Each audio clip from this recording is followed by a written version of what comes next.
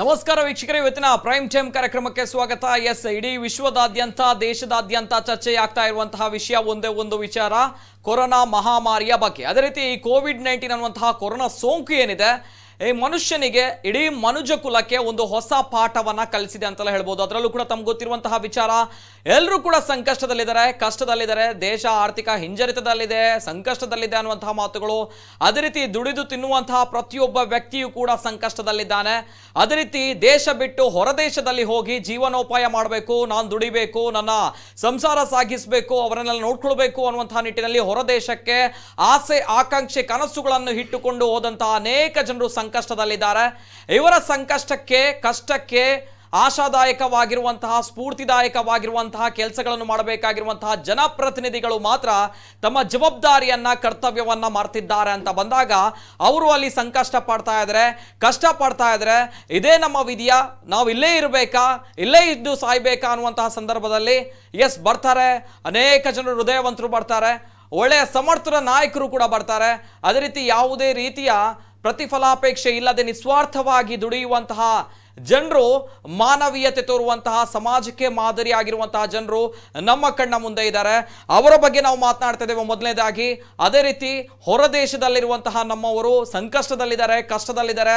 ಅವರ ಬಗ್ಗೆಯೂ ಕೂಡ ಸರ್ಕಾರದ ಗಮನಕ್ಕೆ ತರುವಂತಹ ಕರ್ತವ್ಯ ಕೂಡ ಆಗಬೇಕಾಗಿದೆ. ಇವತ್ತು ನಾನು ಮಾತನಾಡ್ತಿರುವಂತಹ ವಿಚಾರ, ಕುವೈಟ್ನಲ್ಲಿರುವಂತಹ ಕನ್ನಡಿಗರ ಬಗ್ಗೆ ನಾವು ಮಾತಾಡಿದ್ವಿ. ಅದೇ ರೀತಿ ದುಬೈನಲ್ಲಿರುವಂತಹ ಕನ್ನಡಿಗರ ಸಂಕಷ್ಟದ ಬಗ್ಗೆ ನಾವು ಮಾತಾಡಿದ್ವಿ. ಇವತ್ತು ಸೌದಿಯಲ್ಲಿರುವಂತಹ ನಮ್ಮ ಕರಾವಳಿಗರ, ನಮ್ಮ ಕನ್ನಡಿಗರ ಸಂಕಷ್ಟದ ಬಗ್ಗೆ ನಾವು ಮಾತನಾಡ್ತಾ ಇದ್ದೇವೆ. ವಿಶೇಷ ಕಾರ್ಯಕ್ರಮಕ್ಕೆ ಸ್ವಾಗತ. ನಾನು ನಿತಿನ್ ಸಾಲ್ಯ. ಎಲ್ಲೇ ಮೀರಿದಂತಹ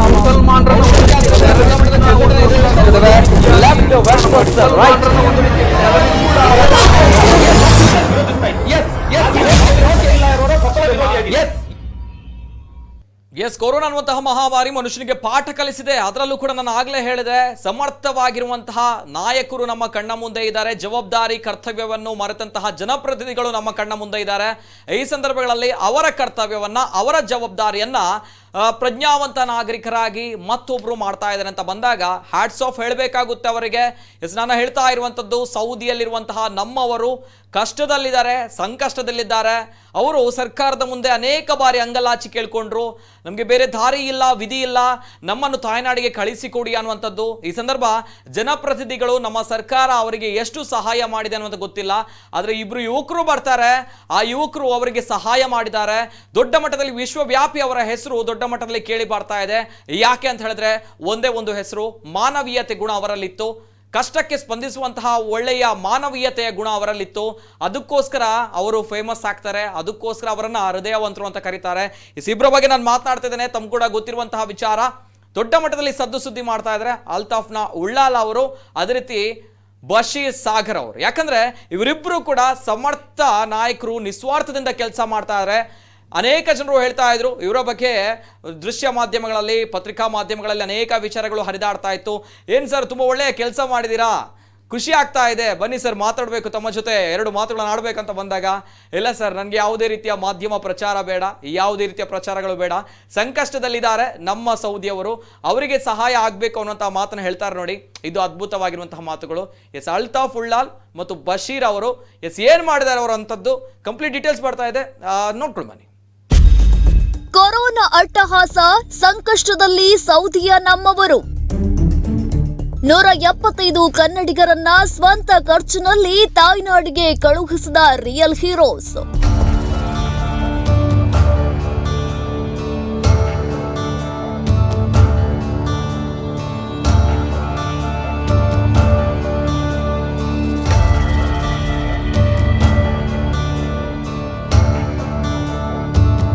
ಕೊರೋನಾ ಲಾಕ್ಡೌನ್ನಿಂದ ಸೌದಿ ಅರೇಬಿಯಾದಲ್ಲಿ ಸಿಲುಕಿದ್ದ ಕನ್ನಡಿಗರ ಪೈಕಿ 175 ಮಂದಿ ಇರುವ ಸಾಕೋ ಕಾಂಟ್ರಾಕ್ಟಿಂಗ್ ಕಂಪನಿಯ ಬಾಡಿಗೆ ವಿಮಾನ ಬುಧವಾರ ತಡರಾತ್ರಿ ಮಂಗಳೂರು ತಲುಪಿತ್ತು. ಸೌದಿ ಅರೇಬಿಯಾದ ದಮಾಮ್ನಲ್ಲಿರುವ ಸಾಕೋ ಕಂಪನಿಯ ನಿರ್ದೇಶಕರಾದ ಅಲ್ತಾಫ್ ಉಳ್ಳಾಲ್ ಹಾಗೂ ಬಶೀರ್ ಸಾಗರ್ ಅವರು ಈ ವಿಮಾನದ ವೆಚ್ಚ ಭರಿಸಿ ಬೇಕಾದ ಎಲ್ಲಾ ವ್ಯವಸ್ಥೆಯನ್ನು ಮಾಡಿದ್ರು. ಒಟ್ಟು 61 ಹಿರಿಯ ನಾಗರಿಕರು, 55 ಗರ್ಭಿಣಿಯರು, 20 ಮಂದಿ ತುರ್ತು ವೈದ್ಯಕೀಯ ಚಿಕಿತ್ಸೆಯ ಅಗತ್ಯವಿರುವವರು, ಪೋಷಕರು ನಿಧನರಾದ ಕುಟುಂಬದ 4, 35 ಮಕ್ಕಳು ಸಹಿತ 175 ಕನ್ನಡಿಗರು ಈ ಮೂಲಕ ತಾಯ್ನಾಡಿಗೆ ಆಗಮಿಸಿದ್ದಾರೆ. ಉಂಗ್ರ ಮುಗಿಸ್ಕೊಂಡು ಮಾರ್ಚ್ 15ಕ್ಕೆ ಏರ್ಪೋರ್ಟಿಗೆ ಹೋಗಿ ಬೋರ್ಡಿಂಗ್ ಪಾಸ್ ಎಲ್ಲ ಆದ ನಂತರ ಫ್ಲೈಟ್ ಕ್ಯಾನ್ಸಲ್ ಆಗಿ 3-4 ತಿಂಗಳಿಂದ ಇಲ್ಲೇ ಬಾಕಿಯಾಗಿದ್ದು ಯಾವುದೇ ಫ್ಲೈಟು ನಮಗೆ ಸಿಗಲಿಲ್ಲ.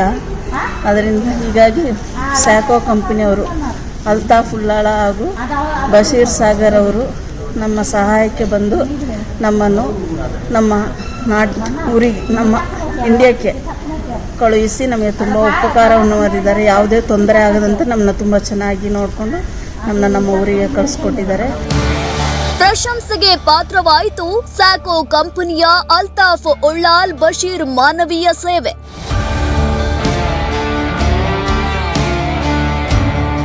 ಈ ಬಗ್ಗೆ ಪ್ರತಿಕ್ರಿಯಿಸಿರುವ ಸ್ಯಾಕೋ ಕಂಪನಿಯ ಅಲ್ತಾಫ್ ಉಳ್ಳಾಲ್, ಸಂಕಷ್ಟದಲ್ಲಿನ ಕನ್ನಡಿಗರಿಗಾಗಿಯೇ ಈ ಬಾಡಿಗೆ ವಿಮಾನವನ್ನ ಕಳಿಸಲಾಗ್ತಿದೆ.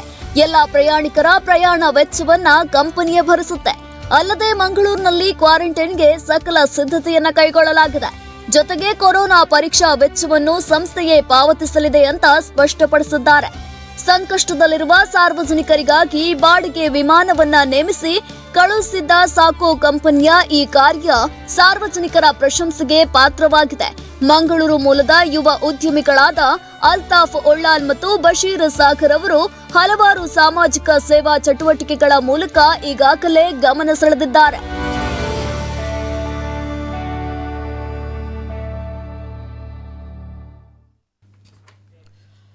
ಇದು ಅಲ್ತಾಫ್ ಉಳ್ಳಾಲ್, ಅದೇ ರೀತಿ ಬಶೀರ್ ಸಾಗರ್ ಅವರ ಕೆಲಸಗಳು. ಇವರ ಕೆಲಸ ಕಾರ್ಯಕ್ಕೆ ಇದಾಗಲೇ ವಿಶ್ವವ್ಯಾಪಿ, ರಾಜ್ಯಾದ್ಯಂತ, ದೇಶದಾದ್ಯಂತ ದೊಡ್ಡ ಮಟ್ಟದಲ್ಲಿ ವ್ಯಾಪಕ ಪ್ರಶಂಸೆ ವ್ಯಕ್ತವಾಗ್ತಾ ಇದೆ.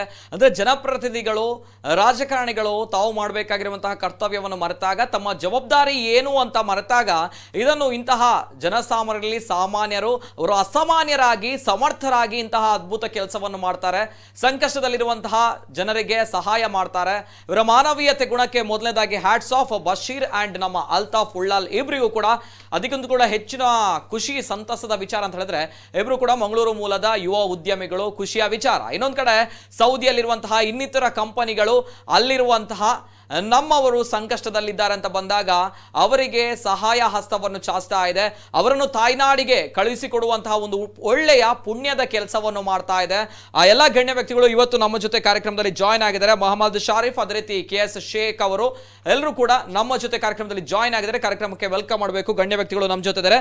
ಮೊದಲಾಗಿ ಸ್ಯಾಕೋ ಅನ್ನುವಂತಹ ಒಂದು ಟೀಮ್ ಏನಿದೆ, ಅಂದ್ರೆ ಅಲ್ತಾಫ್ ಉಳ್ಳಾಲ್ ಅದೇ ರೀತಿ ಬಶೀರ್ ಸಾಗರ್ ಅವರು, ಇವರು ಸ್ಯಾಕೋ ಅನ್ನುವಂತಹ ಕಂಪನಿ ಏನಿದೆ ಈ ಕಂಪನಿಗೆ ಸಂಬಂಧಪಟ್ಟವರು.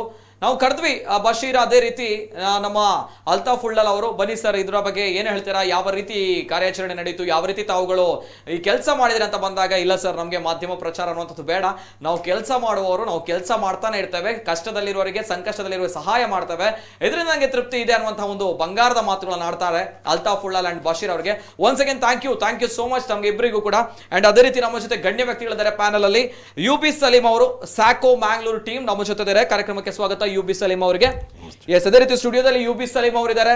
ಅದೇ ರೀತಿ ನಮ್ಮ ಜೊತೆ ನೇರವಾಗಿ ಸಂಪರ್ಕದಲ್ಲಿದ್ದಾರೆ president ISF Karnataka chapter Mohammed Sharif ಅವರು. ಕಾರ್ಯಕ್ರಮಕ್ಕೆ ಸ್ವಾಗತ ಸರ್, ಮೊಹಮ್ಮದ್ ಶಾರಿಫ್ ಅವರಿಗೆ.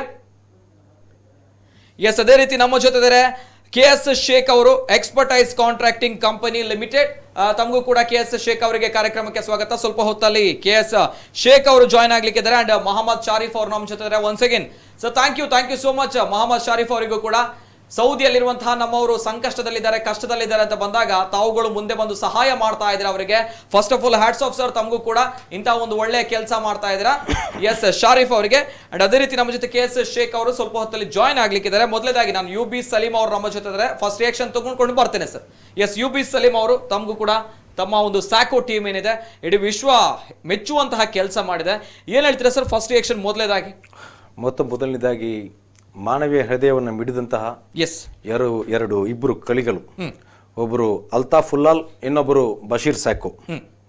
ಈ ಬಶೀರ್ ಸಾಗರ್ ಅವರು ಕೂಡ ಸೇರ್ಕೊಂಡು ಈ ಲಾಕ್ಡೌನ್ ಯಾವ ದಿವಸದಿಂದ ಜಾರಿಗೆ ಬಂತೋ ಆ ದಿವಸದಿಂದ ನಿರಂತರವಾಗಿ ವಿಶ್ವದ ಅನೇಕ ದೇಶಗಳಲ್ಲಿ ನಮ್ಮ ಕನ್ನಡಿಗರು ಸಿಕ್ಕಾಕೊಂಡಿದ್ರಲ್ಲಿ.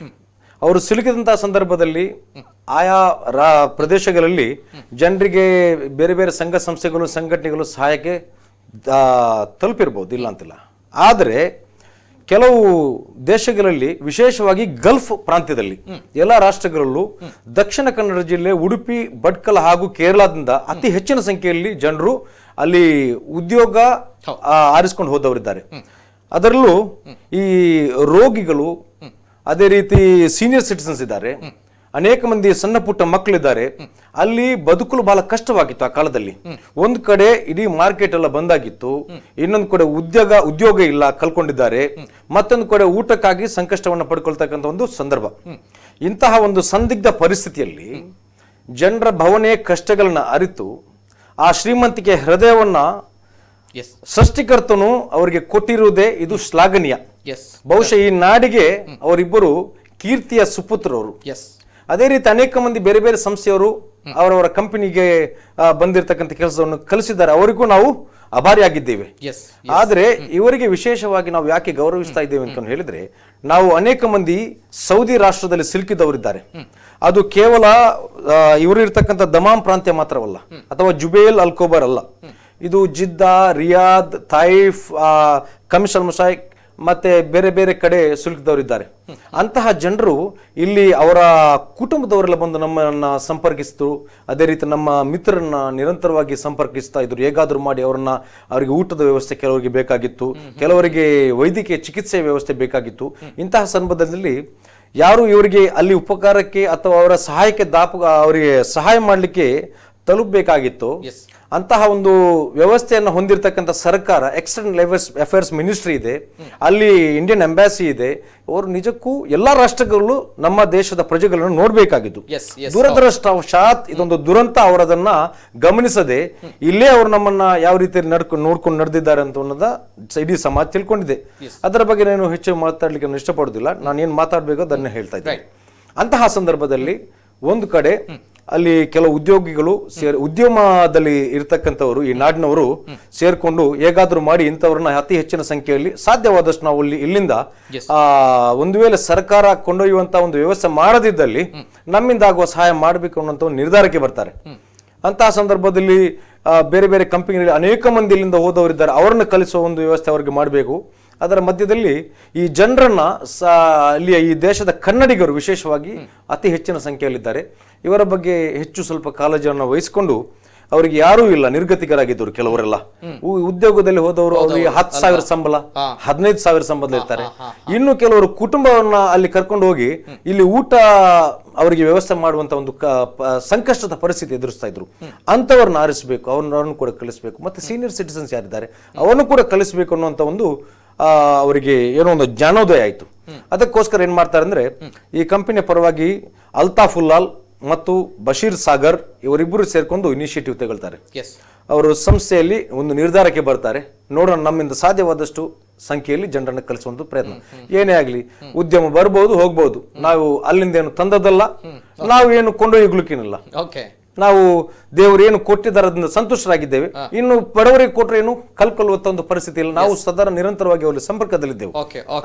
ಆ ಸಂದರ್ಭದಲ್ಲಿ ಅವ್ರು ಏನ್ ಮಾಡ್ತಾರೆ ಅಂದ್ರೆ, ಇಮಿಡಿಯೇಟ್ ಆಗಿ ಒಂದು ಹೆಲ್ಪ್ ಡೆಸ್ಕ್ ತೆರೀತಾರೆ. ಅಲ್ಲಿ ತೆರೆದು ಎಷ್ಟು ಮಂದಿಗೆ ಇಲ್ಲಿಗೆ ಆಕಾಂಕ್ಷಿಗಳಿದ್ದಾರೆ, ಈ ಪ್ಯಾಸೆಂಜರ್ಸ್ ಯಾರ್ಯಾರು ಬರ್ಲಿಕ್ಕಿದ್ದಾರೆ, ಅವರು ನಮ್ಮನ್ನ ಸಂಪರ್ಕಿಸಬಹುದು ಅನ್ನುವುದನ್ನ ಹಾಕ್ತಾರೆ. ಇನ್ನೊಂದು ಕಡೆ ಪತ್ರಿಕೆಯ ಮುಖಾಂತರ ಅಥವಾ ಮಾಧ್ಯಮದ ಮುಖಾಂತರ ಸರ್ಕಾರವನ್ನು ಎಬ್ಬಿಸ್ತಕ್ಕಂಥ ಕೆಲಸ ಮಾಡ್ತಾರೆ. ಅಲ್ಲಿಂದ ನಮ್ಮ ಯಾರು ಈ ಸಂಕಷ್ಟಕ್ಕೆ ಈಡಾದವರು ಇದ್ದಾರೆ ಅವ್ರನ್ನ ಒಂದು ವೇಳೆ ಸರ್ಕಾರ ವ್ಯವಸ್ಥೆ ಮಾಡಿದ್ರೆ ಬಹಳ ಸಂತೋಷ. ಅದಾಗದಿದ್ದ ಪಕ್ಷದಲ್ಲಿ ನಾವು ಒಂದು ವೇಳೆ ಅವರನ್ನ ಅಲ್ಲಿಗೆ ಕಳಿಸುವ ನಮ್ಮ ಸಂಪೂರ್ಣ ಖರ್ಚು ಭರಿಸಿಕೊಂಡು ಅವರನ್ನ ಊರಿಗೆ ತಲುಪಿಸ್ತಕ್ಕಂಥ ಕೆಲಸಕ್ಕೆ ನಾವು ಒಂದು ಹೆಜ್ಜೆ ಮುಂದೆ ಬಂದ್ರೆ ಸರ್ಕಾರ ನಮ್ಗೆ ಸಹಾಯಕ್ಕೆ ನಿಲ್ಲಬಹುದೇ ಅನ್ನುವ ಪ್ರಶ್ನೆ. ಅರ್ಥಾತ್ ಸಹಕಾರ ನೀಡಬಹುದಂತ. ಕಾರಣ ನೇರವಾಗಿ ಇಲ್ಲಿ ಕಾರ್ ಅಥವಾ ನಮ್ಮ ಬಸ್ ಮುಖಾಂತರ ಬರುವಂತದ್ದಲ್ಲ, ಇದು ಫ್ಲೈಟ್ ಮುಖಾಂತರ ಬರಬೇಕು. ಒಂದು ದೇಶದ ಇನ್ನೊಂದು ದೇಶಕ್ಕೆ ಬರಬೇಕಾದರೆ ಕೆಲವು ಸರ್ಕಾರಿ ಪ್ರೊಸೀಜರ್ಸ್ ಕಲಿವೆ, ಅದನ್ನ ಮೀರಿ ಬರ್ಲಿಕ್ಕೆ ಸಾಧ್ಯವಿಲ್ಲದ ಕಾರಣ ಸರ್ಕಾರದ ಸಹಾಯದ ಅವಶ್ಯಕತೆ ಇತ್ತು. ಅದಕ್ಕೆ ಕೂಡಲೇ ಏನ್ ಮಾಡ್ತಾರೆ ಅಂದ್ರೆ, ಇವರು ಮಿನಿಸ್ಟ್ರಿ ಆಫ್ ಎಕ್ಸ್ಟರ್ನಲ್ ಅಫೇರ್ಸ್ಗೆ ಇವರು ಸಂಪರ್ಕ ಮಾಡಿ ಬೆಳೆಸ್ತಾರೆ. ಅದನ್ನ ಮಾಡಿದ ತಕ್ಷಣ ಅದಕ್ಕೆ ಕೂಡಲೇ ಸ್ಪಂದನೆ ಬರ್ತದೆ. ಸ್ಪಂದನೆ ಬಂದಾಗ ಇವರು ನಮ್ಮ ಮಾನ್ಯ ಕೇಂದ್ರದ ಸಚಿವರುಗಳಾಗಿರ್ತಕ್ಕಂಥ ಸನ್ಮಾನ್ಯ ಸದಾನಂದ ಗೌಡರು ಮತ್ತೆ ಅದೇ ರೀತಿ ರಾಜ್ಯದ ಉಪಮುಖ್ಯಮಂತ್ರಿಗಳಾಗಿರ್ತಕ್ಕಂಥ ಅಶ್ವಥ್ ನಾರಾಯಣ್ ರವರು ಇವರನ್ನು ಕೂಡ ಝೂಮ್ ಚಾನೆಲ್ ಮುಖಾಂತರ ಇವರು ಆನ್ಲೈನ್ ನಲ್ಲಿ ಈ ಉದ್ಯಮಿಗಳು ಕೆಲವರಲ್ಲಿ ಸೇರಿ ಅದೇ ಒಮ್ಮೆ ಮೀಟಿಂಗ್ ನಡೆದಿರ್ತದೆ. ಅದು ಕಳೆದ ಮೇಲೆ ಇವರು ಸರ್ಕಾರವನ್ನ ಇವರು ಸಂಪರ್ಕಿಸಿದಾಗ ಇದಕ್ಕೆ ಸ್ಪಂದನೆ ಬರ್ತದೆ. ಅವ್ರಿಗೆ ನೇರವಾಗಿ ಅವರಿಗೆ ಸ್ಪಂದನೆ ಮಾಡ್ಲಿಕ್ಕೆ ಆಗಿರಲಿಲ್ಲ. ಏನ್ ಮಾಡ್ತಾರೆ ಅಂದ್ರೆ ಈ ಎಕ್ಸ್ಟರ್ನಲ್ ಅಫೇರ್ಸ್ ಮಿನಿಸ್ಟ್ರಿಯಿಂದ ಈ ನೇರವಾಗಿ ಆ ಇಲಾಖೆಯಿಂದ ಕರ್ನಾಟಕ ರಾಜ್ಯ ಸರ್ಕಾರಕ್ಕೆ ಅವರು ಸಂಪರ್ಕ ಮಾಡ್ತಾರೆ. ಇಲ್ಲಿ ಸಂಪರ್ಕ ಮಾಡಿದಾಗ ಇಲ್ಲಿಯ ಈ ವಿಚಾರ ನಮ್ಮ ಪರ್ಟಿಕ್ಯುಲರ್ ಈ ವಿಷಯಕ್ಕೆ ಸಂಬಂಧಪಟ್ಟದಾಗಿ ಒಬ್ಬರು ನೋಡಲ್ ಅಧಿಕಾರಿಯನ್ನು ನೇಮಿಸ್ತಾರೆ, ಮೀನಾ ಅಂತ. ಅವರು ಸಂಪರ್ಕ ಮಾಡಿ ಅವರು ಮತ್ತೆ ಏನ್ ಮಾಡ್ತಾರೆ ಅಂದ್ರೆ ಈ ಜಿಲ್ಲಾಧಿಕಾರಿಗಳನ್ನು ಕೂಡ ಇವರು they have to take consent of the district collector also. ಅದನ್ನ ತೆಗೆದ ಮೇಲೆ ಇವರು ಮತ್ತೆ MEAಗೆ ಇಲ್ಲಿಂದ ಅವರು ಅಪ್ರೂವಲ್ ಕಳಿಸ್ತಾರೆ. MEA ಅವರಿಗೆ ಪರ್ಮಿಷನ್ ಕೊಡ್ತದೆ, ಕಳಿಸಬಹುದು. ಅಷ್ಟಕ್ಕೆ ಏನ್ ಮಾಡ್ತಾರೆ ಅಂದ್ರೆ ಅಲ್ಲಿ ಫ್ಲೈಟ್ ನ ವ್ಯವಸ್ಥೆಗೆ ಅವರು ವ್ಯವಸ್ಥೆ ಮಾಡಿರ್ತಾರೆ. ಸರ್ ಬರ್ತೇನೆ ಫ್ಲೈಟ್ ಬಗ್ಗೆ. ಅದೇ ರೀತಿ ಮಂಗಳೂರಿಗೆ ಬಂದಂತಹ ಸಂದರ್ಭ ಯಾವ ರೀತಿ ಇತ್ತು ಅಂಡ್ ಯಾವ ರೀತಿ ಅವರನ್ನ ಸ್ವೀಕಾರ ಮಾಡಲಾಯಿತು ಅನ್ನೋದು ಇನ್ನೊಂದು ಕಡೆ ನಾವು ಗಮನಿಸಬೇಕಾಗಿರುವಂತದ್ದು. ಎಲ್ಲಾ ವೆಚ್ಚವನ್ನು ಕೂಡ ಸ್ಯಾಕೋ ಕಂಪನಿಯ ಭರಿಸ್ತಾ ಇದೆ ಅಂತ ಬಂದಾಗ ನಿಜವಾಗ್ಲೂ ಕೂಡ ಖುಷಿ ಆಗುತ್ತೆ, ಖುಷಿಯ ವಿಚಾರ, ಸಂತಸದ ವಿಚಾರ. ಅದೇ ರೀತಿ ಸೌದಿಯ ನಮ್ಮವರು ಸಂಕಷ್ಟದಲ್ಲಿದ್ದಾರೆ, ಕಷ್ಟದಲ್ಲಿದ್ದಾರೆ, ಅದಕ್ಕೋಸ್ಕರ ನಾವು ಮಾತನಾಡ್ತಾ ಇದ್ದೇವೆ. ಅಂಡ್ ನಮ್ಮ ಜೊತೆ KSS ಶೇಖ್ ಅವರು ಜಾಯ್ನ್ ಆಗಿದ್ದಾರೆ, expertise contracting company limited. Sir ತಮಗೆ ಕಾರ್ಯಕ್ರಮಕ್ಕೆ ಸ್ವಾಗತ. ನಮಸ್ಕಾರ. ನಮಸ್ತೆ ಸರ್, ನಮಸ್ತೆ. ಎಸ್, ಮೊಹಮ್ಮದ್ ಶಾರಿಫ್ ಅವರು ನಮ್ಮ ಜೊತೆ. ಮೊಹಮ್ಮದ್ ಶಾರಿಫ್ ಅವರೇ, ಧ್ವನಿ ಕೇಳ್ತಾ ಇದೆಯಲ್ಲ ಸರ್? ಕೇಳ್ತಾ ಉಂಟು ಸರ್. ಎಸ್, ಮೊಹಮ್ಮದ್ ಶಾರಿಫ್ ಅವರು ಹೇಗಿದ್ದೀರಾ? Fine sir. ಎಲ್ಲಿದ್ದೀರಾ ಸರ್ ಈಗ? ನಾನೀಗ ಅಲ್ಕೋಬರ್ ನಲ್ಲಿ ಇದ್ದೇನೆ ಸರ್. ಅಲ್ಕೋಬರ್ ಹತ್ರ ಇದೀರಾ ಅಲ್ವಾ ಸರ್? ಹೇಗಿದೆ ಸರ್ ಈಗ ನಮ್ಮ ಸೌದಿಯಲ್ಲಿ ಈಗಿನ ಪರಿಸ್ಥಿತಿ ಯಾವ ರೀತಿ ಇದೆ ಸರ್? ಸರ್, ಪ್ರಥಮವಾಗಿ ನಮ್ಮ ಈ ಸ್ಯಾಕೋ ಮತ್ತೆ ಎಕ್ಸ್ಪರ್ಟೈಸ್ ಮತ್ತೆ ಅಲ್ ಮುಜೈನ್, ಅದೇ ರೀತಿ ರಿಯಲ್ ಟೆಕ್ ಇಸ್ಮಾಯಿಲ್, ಅದೇ ರೀತಿ ಆಸಿಫ್ ಅಮಾಕೋ, ಅದೇ ರೀತಿ Indian social forum, Karnataka NRI forum, Amin, Joy sir, ಇವರೆಲ್ಲ ಸ್ಮರಿಸಲಿಕ್ಕೆ ನಾ ಇಚ್ಛೆ ಪಡ್ತಾ ಇದ್ದೇನೆ. ಯಾಕೆಂತ ಹೇಳಿದ್ರೆ ಈ ಕನ್ನಡಿಗರ ಈ ಏನು ವೇದನೆ ಇದೆಯೋ ಈ ವೇದನೆಯನ್ನು ಸರ್ಕಾರಕ್ಕೆ ಮುಟ್ಟಿಸುವಂತಹ ಬಹಳಷ್ಟು ಪ್ರಯತ್ನ ನಮ್ಮ ಈ ಹಿರಿಯ ನಾಯಕರು ಮಾಡಿದ್ದಾರೆ. ಆದ್ರೆ ನೀವು ನಿಮ್ ಪೀಠಿಕೆಯಲ್ಲಿ ಹೇಳಿದ ಹಾಗೆ ಈ ಇವರ ಏನು ನಮ್ಮ ಕೂಗು ಏನುಂಟು ಅದು ನಮ್ಮ ರಾಜಕೀಯ ನಾಯಕರುಗಳಿಗೆ, ನಮ್ಮ ಜನಪ್ರತಿನಿಧಿಗಳಿಗೆ ಕೇಳಿಸ್ತಾ ಇಲ್ಲ ಇನ್ನೂ ಸಹ. ಮಾತ್ರ ಇಲ್ಲಿ ದಿನ ಕಲಿತಾ ಇದ್ದಂತೆ ಇಲ್ಲಿ ಸಮಸ್ಯೆಗಳು ಜಾಸ್ತಿ ಆಗ್ತಾ ಉಂಟು. ನೋಡಿ, KC ಅವರ ವರದಿಯ ಪ್ರಕಾರ 8,000ಕ್ಕಿಂತಲೂ ಅಧಿಕ ಕನ್ನಡಿಗರು ಇಲ್ಲಿ ಊರಿಗೆ ಹೋಗಬೇಕು ಎಂದು ನೋಂದಾಯಿಸಿದ್ದಾರೆ. ಇಲ್ಲಿ ನೋಂದಾಯಿಸಿರುವಂತಹ ಏನು ಕನ್ನಡಿಗರಿದ್ದಾರೆ ಅವರು ಅವರ ಏನು ಮೋಜು ಮಾಡ್ಲಿಕ್ಕೆ ಹೋಗುವಂತಹ ವೆಕೇಶನ್ ಗಾಗಿ, ರಜಾ ಅವಧಿಗಾಗಿ ಅವರು ನೋಂದಾಯಿಸಿರೋದಲ್ಲ. ಇಲ್ಲಿ ಅವರು ನೋಂದಾಯಿಸಿದ್ರು, ಅವರಿಗೆ ಇಲ್ಲಿ ಸಮಸ್ಯೆಗಳುಂಟು, ಆರೋಗ್ಯದ ಸಮಸ್ಯೆಗಳುಂಟು, ಗರ್ಭಿಣಿ ಮಹಿಳೆಯರಿದ್ದಾರೆ, ಅದೇ ರೀತಿ ಕೆಲಸ ಕಳೆದುಕೊಂಡಂತಹ ಬಹಳಷ್ಟು ಕನ್ನಡಿಗರಿದ್ದಾರೆ. ಸ್ಯಾಕೋ ವಿಮಾನದಲ್ಲಿ ಬಂದಂತಹ ಜನರನ್ನು ನೀವು ಒಂದು ವೇಳೆ ಇಂಟರ್ವ್ಯೂ ಮಾಡಿದರೆ, ಅವರ ಕ್ವಾರಂಟೈನ್ ಕಳೆದ ನಂತರ ನೀವು ಅವರನ್ನು ಹೋಗಿ ಸಂಪರ್ಕಿಸಿ, ನಿಮ್ಮ ಅನುಭವಕ್ಕೆ ಖಂಡಿತವಾಗಿಯೂ ಬರ್ಲಿಕ್ಕುಂಟು ಎಷ್ಟು ಜನರ ಅವರು ಈ ಉದ್ಯೋಗ ಕಳೆದುಕೊಂಡಂತಹ ಜನರ ಕುಟುಂಬದವರಿದ್ದಾರೆ, ಅದೇ ರೀತಿ ಗಂಭೀರವಾದಂತಹ ಕಾಯಿಲೆಯಲ್ಲಿ ಅನುಭವಿಸಿರುವಂತಹ ಜನರಿದ್ದಾರೆ, ಗರ್ಭಿಣಿ ಮಹಿಳೆಯರಿದ್ದಾರೆ. ಅವರು ಪಟ್ಟಂತಹ ಪಾಡು ಏನು ಇಲ್ಲಿ ಅಂತ ನಿಮ್ಗೆ ಖಂಡಿತವಾಗಿ ನಿಮ್ಮ ಗಮನಕ್ಕೆ ಬರ್ಲಿಕ್ಕೆ ಉಂಟು.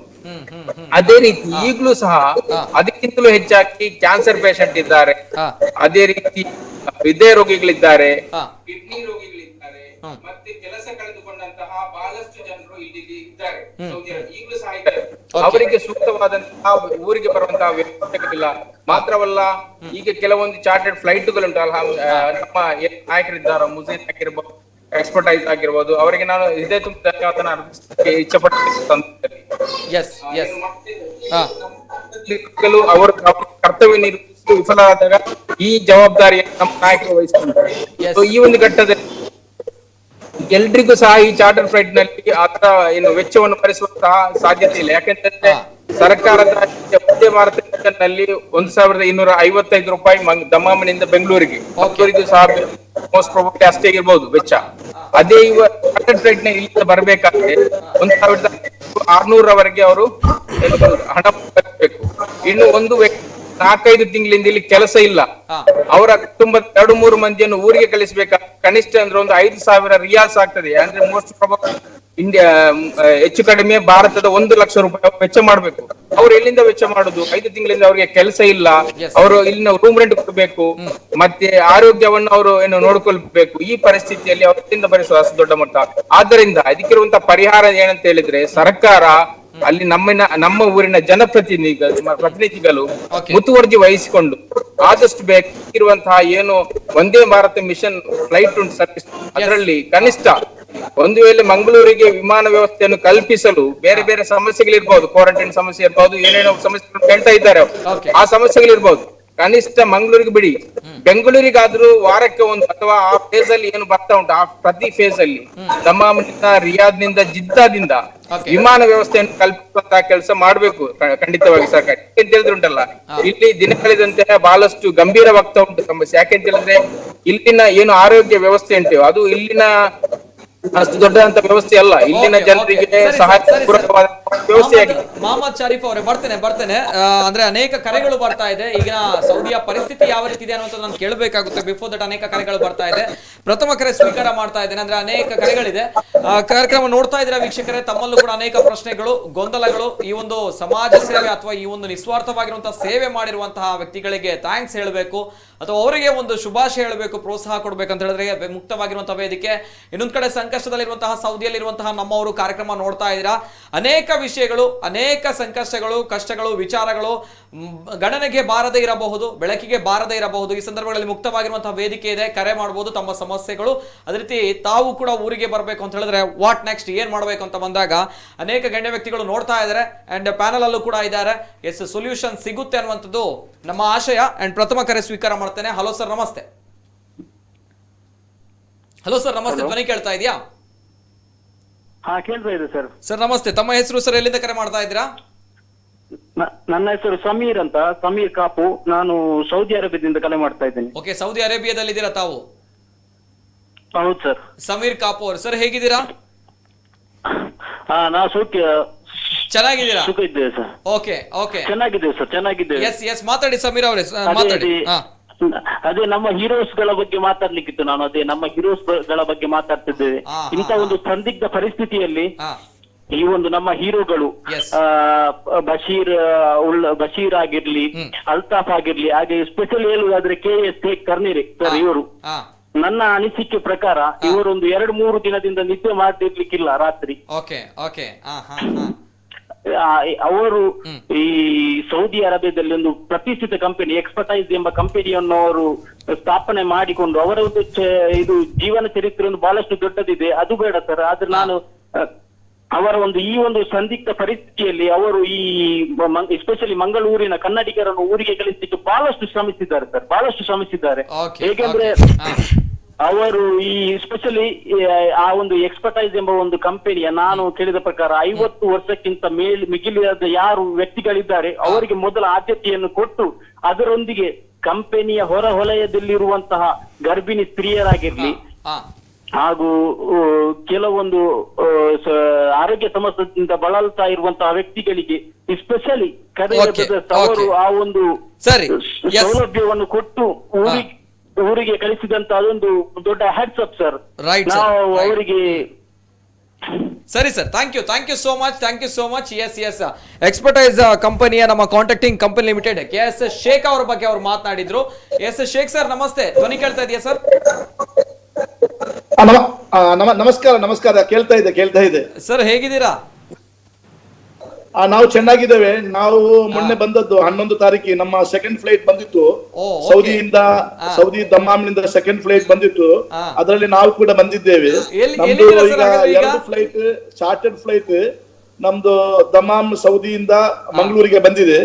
ಅದರಲ್ಲಿ ನಮ್ಮ ಎಂಪ್ಲಾಯೀಸ್ ಇದ್ರು, ಮಂಗಳೂರು ಮತ್ತು ಕರ್ನಾಟಕದವರು ನಮ್ಮ ಓನ್ ಎಂಪ್ಲಾಯೀಸ್ ಇದ್ರು. ಅದರ ಒಟ್ಟಿಗೆ ನಾವು ಲಾಸ್ಟ್ ಫ್ಲೈಟ್ ಅಲ್ಲಿ ಒಂದು 95 ಜನ ಬೇರೆ ನಮ್ಮ ಜನ ಅಲ್ಲದೆ ಬೇರೆ ಈ ಗರ್ಭಿಣಿಯವರಿಗೆ ಮತ್ತೆ ವಯೋವೃದ್ಧರಿಗೆ ಮತ್ತೆ ಕಾಯಿಲೆಯಲ್ಲಿ ಇದ್ದವರಿಗೆ ನಾವೊಂದು ಅವರಿಗೊಂದು ಸೀಟ್ನ ವ್ಯವಸ್ಥೆಯನ್ನು ಮಾಡಿ ಅವರನ್ನು ಕೂಡ ಅಂದ್ರೆ ಅವರ ನಮ್ಮ ಅಂದ್ರೆ ಒಂದು ಸೌದಿ ಕನ್ನಡಿಗಾಸ್ ಅಂತ ಒಂದು ಇದು ಹೆಲ್ಪ್ ಡೆಸ್ಕ್ ಒಂದು ಮಾಡಿದ್ರು. ಅವರ ಮನವಿ ಎಂಬ ಪ್ರಕಾರ ಅವರಿಗೆ ನಾವು ಒಂದು 95 ಸೀಟ್ ಅವರಿಗೆ ಕೂಡ ಕೊಟ್ಟಿದ್ದೇವೆ. ಅದರಿಂದಾಗಿ ಅವರನ್ನು ಕೂಡ ನಾವು ಕರ್ಕೊಂಡು ಬಂದು ಅವರು ಕೂಡ ಈಗ ಮೊನ್ನೆ 11 ತಾರೀಕಿಗೆ ಬಂದಿದ್ದಾರೆ. ಅದರಲ್ಲಿ ತುಂಬಾ ಜನರು ಗರ್ಭಿಣಿಯವರು ಇದ್ದರು, ಅಲ್ಲದೆ ವಯೋವೃದ್ಧರು ಇದ್ದರು ಅಂತ ಒಂದು ಇದು ಮಾಡಿದ್ದೇವೆ. ಅಲ್ಲದೆ ನಮ್ದು ಒಟ್ಟಿಗೆ 6 ನಮ್ಮ ಎಂಪ್ಲಾಯೀಸ್ಗೆ ಒಂದು 6 ಚಾರ್ಟರ್ ಫ್ಲೈಟ್ ಇದೆ ಭಾರತ ದೇಶಕ್ಕೆ ಬಂದಿದೆ. ಇನ್ನೂ ಕೂಡ 3 ಫ್ಲೈಟ್ ಬರ್ಲಿಕ್ಕೆ ಉಂಟು. ಅದು ಅಲ್ಲದೆ ನಮ್ಮ ಈ ಸೌದಿ ಕನ್ನಡಿಗಾಸ್ ಅಂತ ಒಂದು ಹೆಲ್ಪ್ ಡೆಸ್ಕ್ ಮಾಡಿದ್ದೇವೆ ನಾವೆಲ್ಲ ಸೇರಿ, ನಾವು ಮತ್ತೆ ಜಕರಿಯಾ ಜೋಕೆಟ್ಟೆ ಮತ್ತೆ ಆಸಿಫ್ ಅಮನ್ಕೋ, ರಿಯಲ್ ಟೆಕ್ ಇಸ್ಮಾಯಿಲ್ ಇವರೆಲ್ಲ ನೇತೃತ್ವದಲ್ಲಿ ಒಂದು ಸೌದಿ ಕನ್ನಡಿಗಾಸ್ ಒಂದು ಹೆಲ್ಪ್ ಡೆಸ್ಕ್ ಮಾಡಿ ಅದರ ಮುಖಾಂತರ ಕೂಡ 2 ಚಾರ್ಟರ್ ಫ್ಲೈಟ್ ನ ವ್ಯವಸ್ಥೆಯನ್ನು ಮಾಡುವವರಿದ್ದೇವೆ. ಅದರಲ್ಲಿ ಒಂದು 22 ತಾರೀಕಿಗೆ ಬರುವಂತ ಒಂದು ವ್ಯವಸ್ಥೆ ಆಗ್ತಾ ಉಂಟು, ಅಪ್ರೂವಲ್ ಎಲ್ಲ ಸಿಗ್ತಾ ಉಂಟು. ಅದರಲ್ಲಿ ಕೂಡ ಇಂತಹ ಕಷ್ಟದಲ್ಲಿ ಇರುವವರನ್ನು ಕರ್ಕೊಂಡು ಬರುವಂತ ವ್ಯವಸ್ಥೆಯನ್ನು ಮಾಡುವ ಪ್ರಯತ್ನವನ್ನು ಮಾಡುತ್ತಾ ಇದ್ದೇವೆ ಸೌದಿ ಕನ್ನಡಿಗ ಹೆಲ್ಪ್ ಡೆಸ್ಕ್ ನ ಮುಖಾಂತರ. ಈಗಾಗಲೇ ಅದರಲ್ಲಿ ಒಂದು 400 ಜನರು ಅದರಲ್ಲಿ ರಿಜಿಸ್ಟರ್ ಮಾಡಿದ್ದಾರೆ. ಅದೇ ರೀತಿ ಅದು ಅಲ್ಲದೆ ಇನ್ನೂ ಕೂಡ ನಮಗೆ ಭಾರತ ಸರ್ಕಾರದಿಂದ, ಕರ್ನಾಟಕ ಸರ್ಕಾರದಿಂದ ಇನ್ನೂ ಹೆಚ್ಚು ಒಂದೇ ಭಾರತ್ ಮಿಷನ್ ನ ಅಡಿಯಲ್ಲಿ ಹೆಚ್ಚಿನ ವಿಮಾನದ ವ್ಯವಸ್ಥೆಯನ್ನು ಮಾಡಬೇಕಾಗ್ತದೆ. ಅಂದರೆ ನಮ್ಮ ಸೌದಿ ಅರೇಬಿಯಾದಲ್ಲಿ ತುಂಬಾ ಜನ ಕರ್ನಾಟಕದವರಿದ್ದಾರೆ, ಕಷ್ಟದವರಿಗೆ. ಅಂದ್ರೆ ಒಂದು 3 ಫ್ಲೈಟ್ ಮಂಗಳೂರಿಗೆ ಬಿಟ್ಟು ಈಗ ಒಂದೇ ಒಂದು ಫ್ಲೈಟ್ ಇಲ್ಲದ ಕಾರಣ ತುಂಬಾ ಕಷ್ಟದಲ್ಲಿದ್ದಾರೆ. ಈಗ ಒಂದೇ ಭಾರತ ಮಿಷನ್ ಅಲ್ಲಿ ದಮಾಮ್ನಿಂದ ಸೌದಿಯಿಂದ ಒಂದು ಫ್ಲೈಟ್ ಮಾತ್ರ 21 ತಾರೀಕಿಗೆ ಬರ್ತಾ ಇದೆ. 21ಕ್ಕೆ ಅಲ್ಲಿ ತುಂಬಾ ಜನ ಕಷ್ಟದಲ್ಲಿದ್ದಾರೆ. ಅಲ್ಲದೆ ಅಲ್ಲಿ ಕೂಡ ಕಾಯಿಲೆ, ಈ ಕೊರೋನಾ ಕಾಯಿಲೆ ತುಂಬಾ ಜೋರಾಗಿದೆ. ಎಲ್ಲ ಜನರು ಹೆದರಿದ್ದಾರೆ, ತುಂಬಾ ಆತಂಕದಲ್ಲಿದ್ದಾರೆ, ಹೇಗೆ ನಾವು ನಮ್ಮ ಊರಿಗೆ ತಲುಪುವುದೆಂತ. ಅಲ್ಲದೆ ಅಲ್ಲಿಯ ವ್ಯವಸ್ಥೆ ಕೂಡ ಅಷ್ಟು ಸರಿಯಾಗಿಲ್ಲ. ಹಾಸ್ಪಿಟಲ್ ಫೆಸಿಲಿಟಿ ಇರ್ಬೋದು, ಅಂದ್ರೆ ತುಂಬಾ ಕೇಸ್ ಜಾಸ್ತಿ ಆಗಿರೋದ್ರಿಂದ ಅವರಿಗೆ ಅಲ್ಲಿ ಕಂಟ್ರೋಲ್ ಮಾಡ್ಲಿಕ್ಕೂ ತುಂಬಾ ಕಷ್ಟ ಆಗ್ತಾ ಉಂಟು. ಅದರಿಂದಾಗಿ ತಮ್ಮ ಮಾಧ್ಯಮದ ಮುಖಾಂತರ ನಾನು ವಿನಂತಿ ಮಾಡ್ತಾ ಇದ್ದೇನೆ, ಹೆಚ್ಚಿನ ವಿಮಾನದ ವ್ಯವಸ್ಥೆಯನ್ನು ನಮ್ಮ ಸೌದಿಯಿಂದ ಕರ್ನಾಟಕಕ್ಕೆ ಮಾಡಿಕೊಡಬೇಕು ಅಂತ ನಮ್ಮ ಮಾಧ್ಯಮದ ಮುಖಾಂತರ ನಾನು ವಿನಂತಿ ಮಾಡ್ತಾ ಇದ್ದೇನೆ. ಶೇಖ್ ಅವರೇ, ಈಗ ಎಲ್ಲಿದ್ದೀರಾ ಸರ್? ತಮ್ಮ ಸಾಮಾಜಿಕ ಕಳಕಳಿಗೆ ಗೌರವ ಇದೆ ಸರ್ ನಮ್ಗೆ ಯಾವತ್ತು ಕೂಡ. ಈಗ ತಾವು ಎಲ್ಲಿದ್ದೀರಾ? ಈಗ ನಾನು ನಮ್ಮ ಊರಿನಲ್ಲಿದ್ದೇನೆ, ಕ್ವಾರಂಟೈನ್ ನಲ್ಲಿದ್ದೇನೆ. ನಮ್ಮ ಕರ್ನೀಲ ಮುಲ್ಕಿಯಲ್ಲಿ ಕ್ವಾರಂಟೈನ್ ನಲ್ಲಿದ್ದೇನೆ. ಮುಲ್ಕಿಯಲ್ಲಿದ್ದೀರಾ ಅಲ್ವಾ? ಈಗ ಹೇಗೆ ಅನಿಸ್ತಾ ಇದೆ ಸರ್? ಸೌದಿಯಿಂದ ಬಂದಿದ್ದೀರಾ, ಈಗ ಹೇಗೆ ಅನಿಸ್ತಾ ಇದೆ? ತಾಯಿನಾಡು ಈಗ ಇದೆ. ಅದೇ ಈಗ ಇಲ್ಲಿ ಸಂತೋಷದಲ್ಲಿದ್ದೇವೆ. ಆದರೂ ಕೂಡ ನಮ್ಮ ಅಲ್ಲಿ ತುಂಬಾ ಜನರು ಕಷ್ಟದಲ್ಲಿದ್ದಾರೆ. ಅವರನ್ನು ಕೂಡ ಇಲ್ಲಿಗೆ ಕರ್ಕೊಂಡು ಬರಬೇಕಂತ ತುಂಬಾ ಕಾಳಜಿ ಇದೆ. ಹೇಗಾದ್ರೂ ಮಾಡಿ ಅವರನ್ನು ಕೂಡ ಇಲ್ಲಿ ಕರ್ಕೊಂಡು ಬರಬೇಕು. ಅದರ ಫ್ಲೈಟ್ ನ ವ್ಯವಸ್ಥೆಯನ್ನು ಕೂಡ ಮಾಡಬೇಕು. ಅದಲ್ಲದೆ ಒಂದೇ ಭಾರತ ಮಿಷನ್ ಹೆಚ್ಚಿನ ಫ್ಲೈಟ್ ನ ರಿಕ್ವೆಸ್ಟ್ ಮಾಡೋಣ. ಇಲ್ಲದಿದ್ರೆ ತಾವುಗಳು ಕೆಲಸ ಮಾಡ್ತಾ ಇದ್ರೆ ಇದನ್ನು ನೋಡಿ ಆದ್ರೂ ಇನ್ನೂ ತುಂಬಾ ಕಾನ್ಫರೆನ್ಸ್ ಎಲ್ಲ ಮಾಡಿ. ರೈಟ್ ಸರ್, ಬರ್ತೇನೆ ಸಂತೋಷ. ನಮ್ಮ ವರ್ಕರ್ಸ್ ಬಂದಾಯ್ತು. ಬರ್ತೇನೆ. ಇನ್ನೊಂದು ಕರೆ ಇದೆ. ಹಲೋ ಸರ್, ನಮಸ್ತೆ. ನಮಸ್ತೆ ಸರ್. ನಮಸ್ತೆ ಸರ್. ಮನ್ಸೂರ್ ಅಂತ ದಮಾಮ್ನಿಂದ ಕಾಲ್ ಮಾಡ್ತಾರೆ. ದಮಾಮ್ನಿಂದ ಕರೆ ಮಾಡ್ತಾ ಇದ್ದಾರೆ. ಮನ್ಸೂರ್ ಅವರ? ಹೌದು ಸರ್. ನಮಸ್ತೆ ಮನ್ಸೂರ್ ಅವರೇ. ಸರ್ ಹೇಳಿ ಸರ್, ಹೇಗಿದ್ದೀರಾ? ಏನ್ ಕತೆ? ಎಸ್ ಸರ್ ಹೇಳಿ. ಚೆನ್ನಾಗಿದ್ದೀವಿ ಸರ್. ಸರ್ ಸ್ಪೆಷಲ್ ಆಗಿ ನಾವು ಅದೇ ಹೀರೋಸ್ ಇದ್ದಾರೆ ಅಲ್ತಾಫ್ ಮತ್ತು ಅವರಿಗೆ ಸ್ಪೆಷಲ್ ಆಗಿ ನಾವು ಥ್ಯಾಂಕ್ಸ್ ಕೂಡ ಹೇಳ್ತಿದ್ದೀರಿ. ಲಾಸ್ಟ್ ಟೈಮ್ ಅದರೊಟ್ಟಿಗೆ ಇಂಡಿಯನ್ ಸೋಷಿಯಲ್ ಫೋರಂ ಎಕ್ಸ್ಪರ್ಟ್ ಮುಜೈನ್ ಆಗಿರಲಿ ಒಳ್ಳೆ ರೀತಿ ಕೆಲಸ ಮಾಡಿದ್ದಾರೆ. ಕಳೆದ ವರ್ಷ ನಿಮ್ಗೆ ಗೊತ್ತಿರ್ಬೋದು ಸರ್, ಇಂಡಿಯನ್ ಸೋಷಿಯಲ್ ಫೋರಂ ಇಂದ 2017ರಲ್ಲಿ ಒಂದು ವ್ಯಾಪಕ ಒಂದು ರಿಪೋರ್ಟ್ ಕೂಡ ಕೊಟ್ಟಿತ್ತು ಜನಪ್ರತಿನಿಧಿಗಳಿಗೆ ಹಾಗೂ ಗವರ್ಮೆಂಟ್ ಸರ್ಕಾರಕ್ಕೆ ಕೂಡ. ಏನಂತ ಹೇಳಿದ್ರೆ ಹಲವಾರು ಜನರು ಸಂಕಷ್ಟದಲ್ಲಿ ಇದ್ದಾರೆ ಇಲ್ಲಿ ಅನಿವಾಸಿಗಳು, ಸ್ಪೆಷಲಿ ಕನ್ನಡಿಗರು. ಯಾವುದೇ ರೀತಿಯ ಸವಲತ್ತು ಕೂಡ ಸಿಗ್ತಾ ಇಲ್ಲ ಸರ್. ಊರಿಗೆ ಕೆಲಸ ಕಳೆದುಕೊಂಡು ಹೋಗ್ತಿದ್ದಾರೆ. ಅಲ್ಲಿ ಯಾವುದೇ ರೀತಿಯ ಒಂದು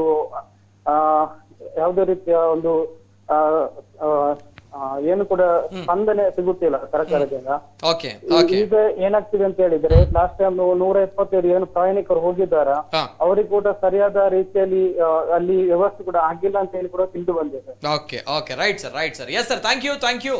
S, thank you so much. Yes, UB Saleem ಅವರು ಇದ್ದಾರೆ ನಮ್ಮ ಜೊತೆ ಮಾತಾಡ್ಬೇಕು. ಎಸ್ ಸರ್, ಅದೇ ರೀತಿ ನಾನು ಕೇಳ್ಪಟ್ಟೆ 175 ಜನರು ಪ್ರಯಾಣಿಕರು ಬಂದಿದ್ದಾರೆ. ಆ ಪ್ರಯಾಣಿಕರ ಎಲ್ಲಾ ವೆಚ್ಚಗಳನ್ನ ಕೂಡ ಅವರೇ ಭರಿಸ್ತಾ ಇದ್ದಾರೆ ಅನ್ನುವಂಥದ್ದು. ಇನ್ನೊಂದ್ ಕಡೆ ಕೋವಿಡ್ ತಪಾಸಣೆ ವೆಚ್ಚವನ್ನು ಕೂಡ ಅವರೇ ಭರಿಸ್ತಾರೆ ಅನ್ನುವಂಥದ್ದು. ಏನ್ ಸರ್, ಏನು ಕತೆ?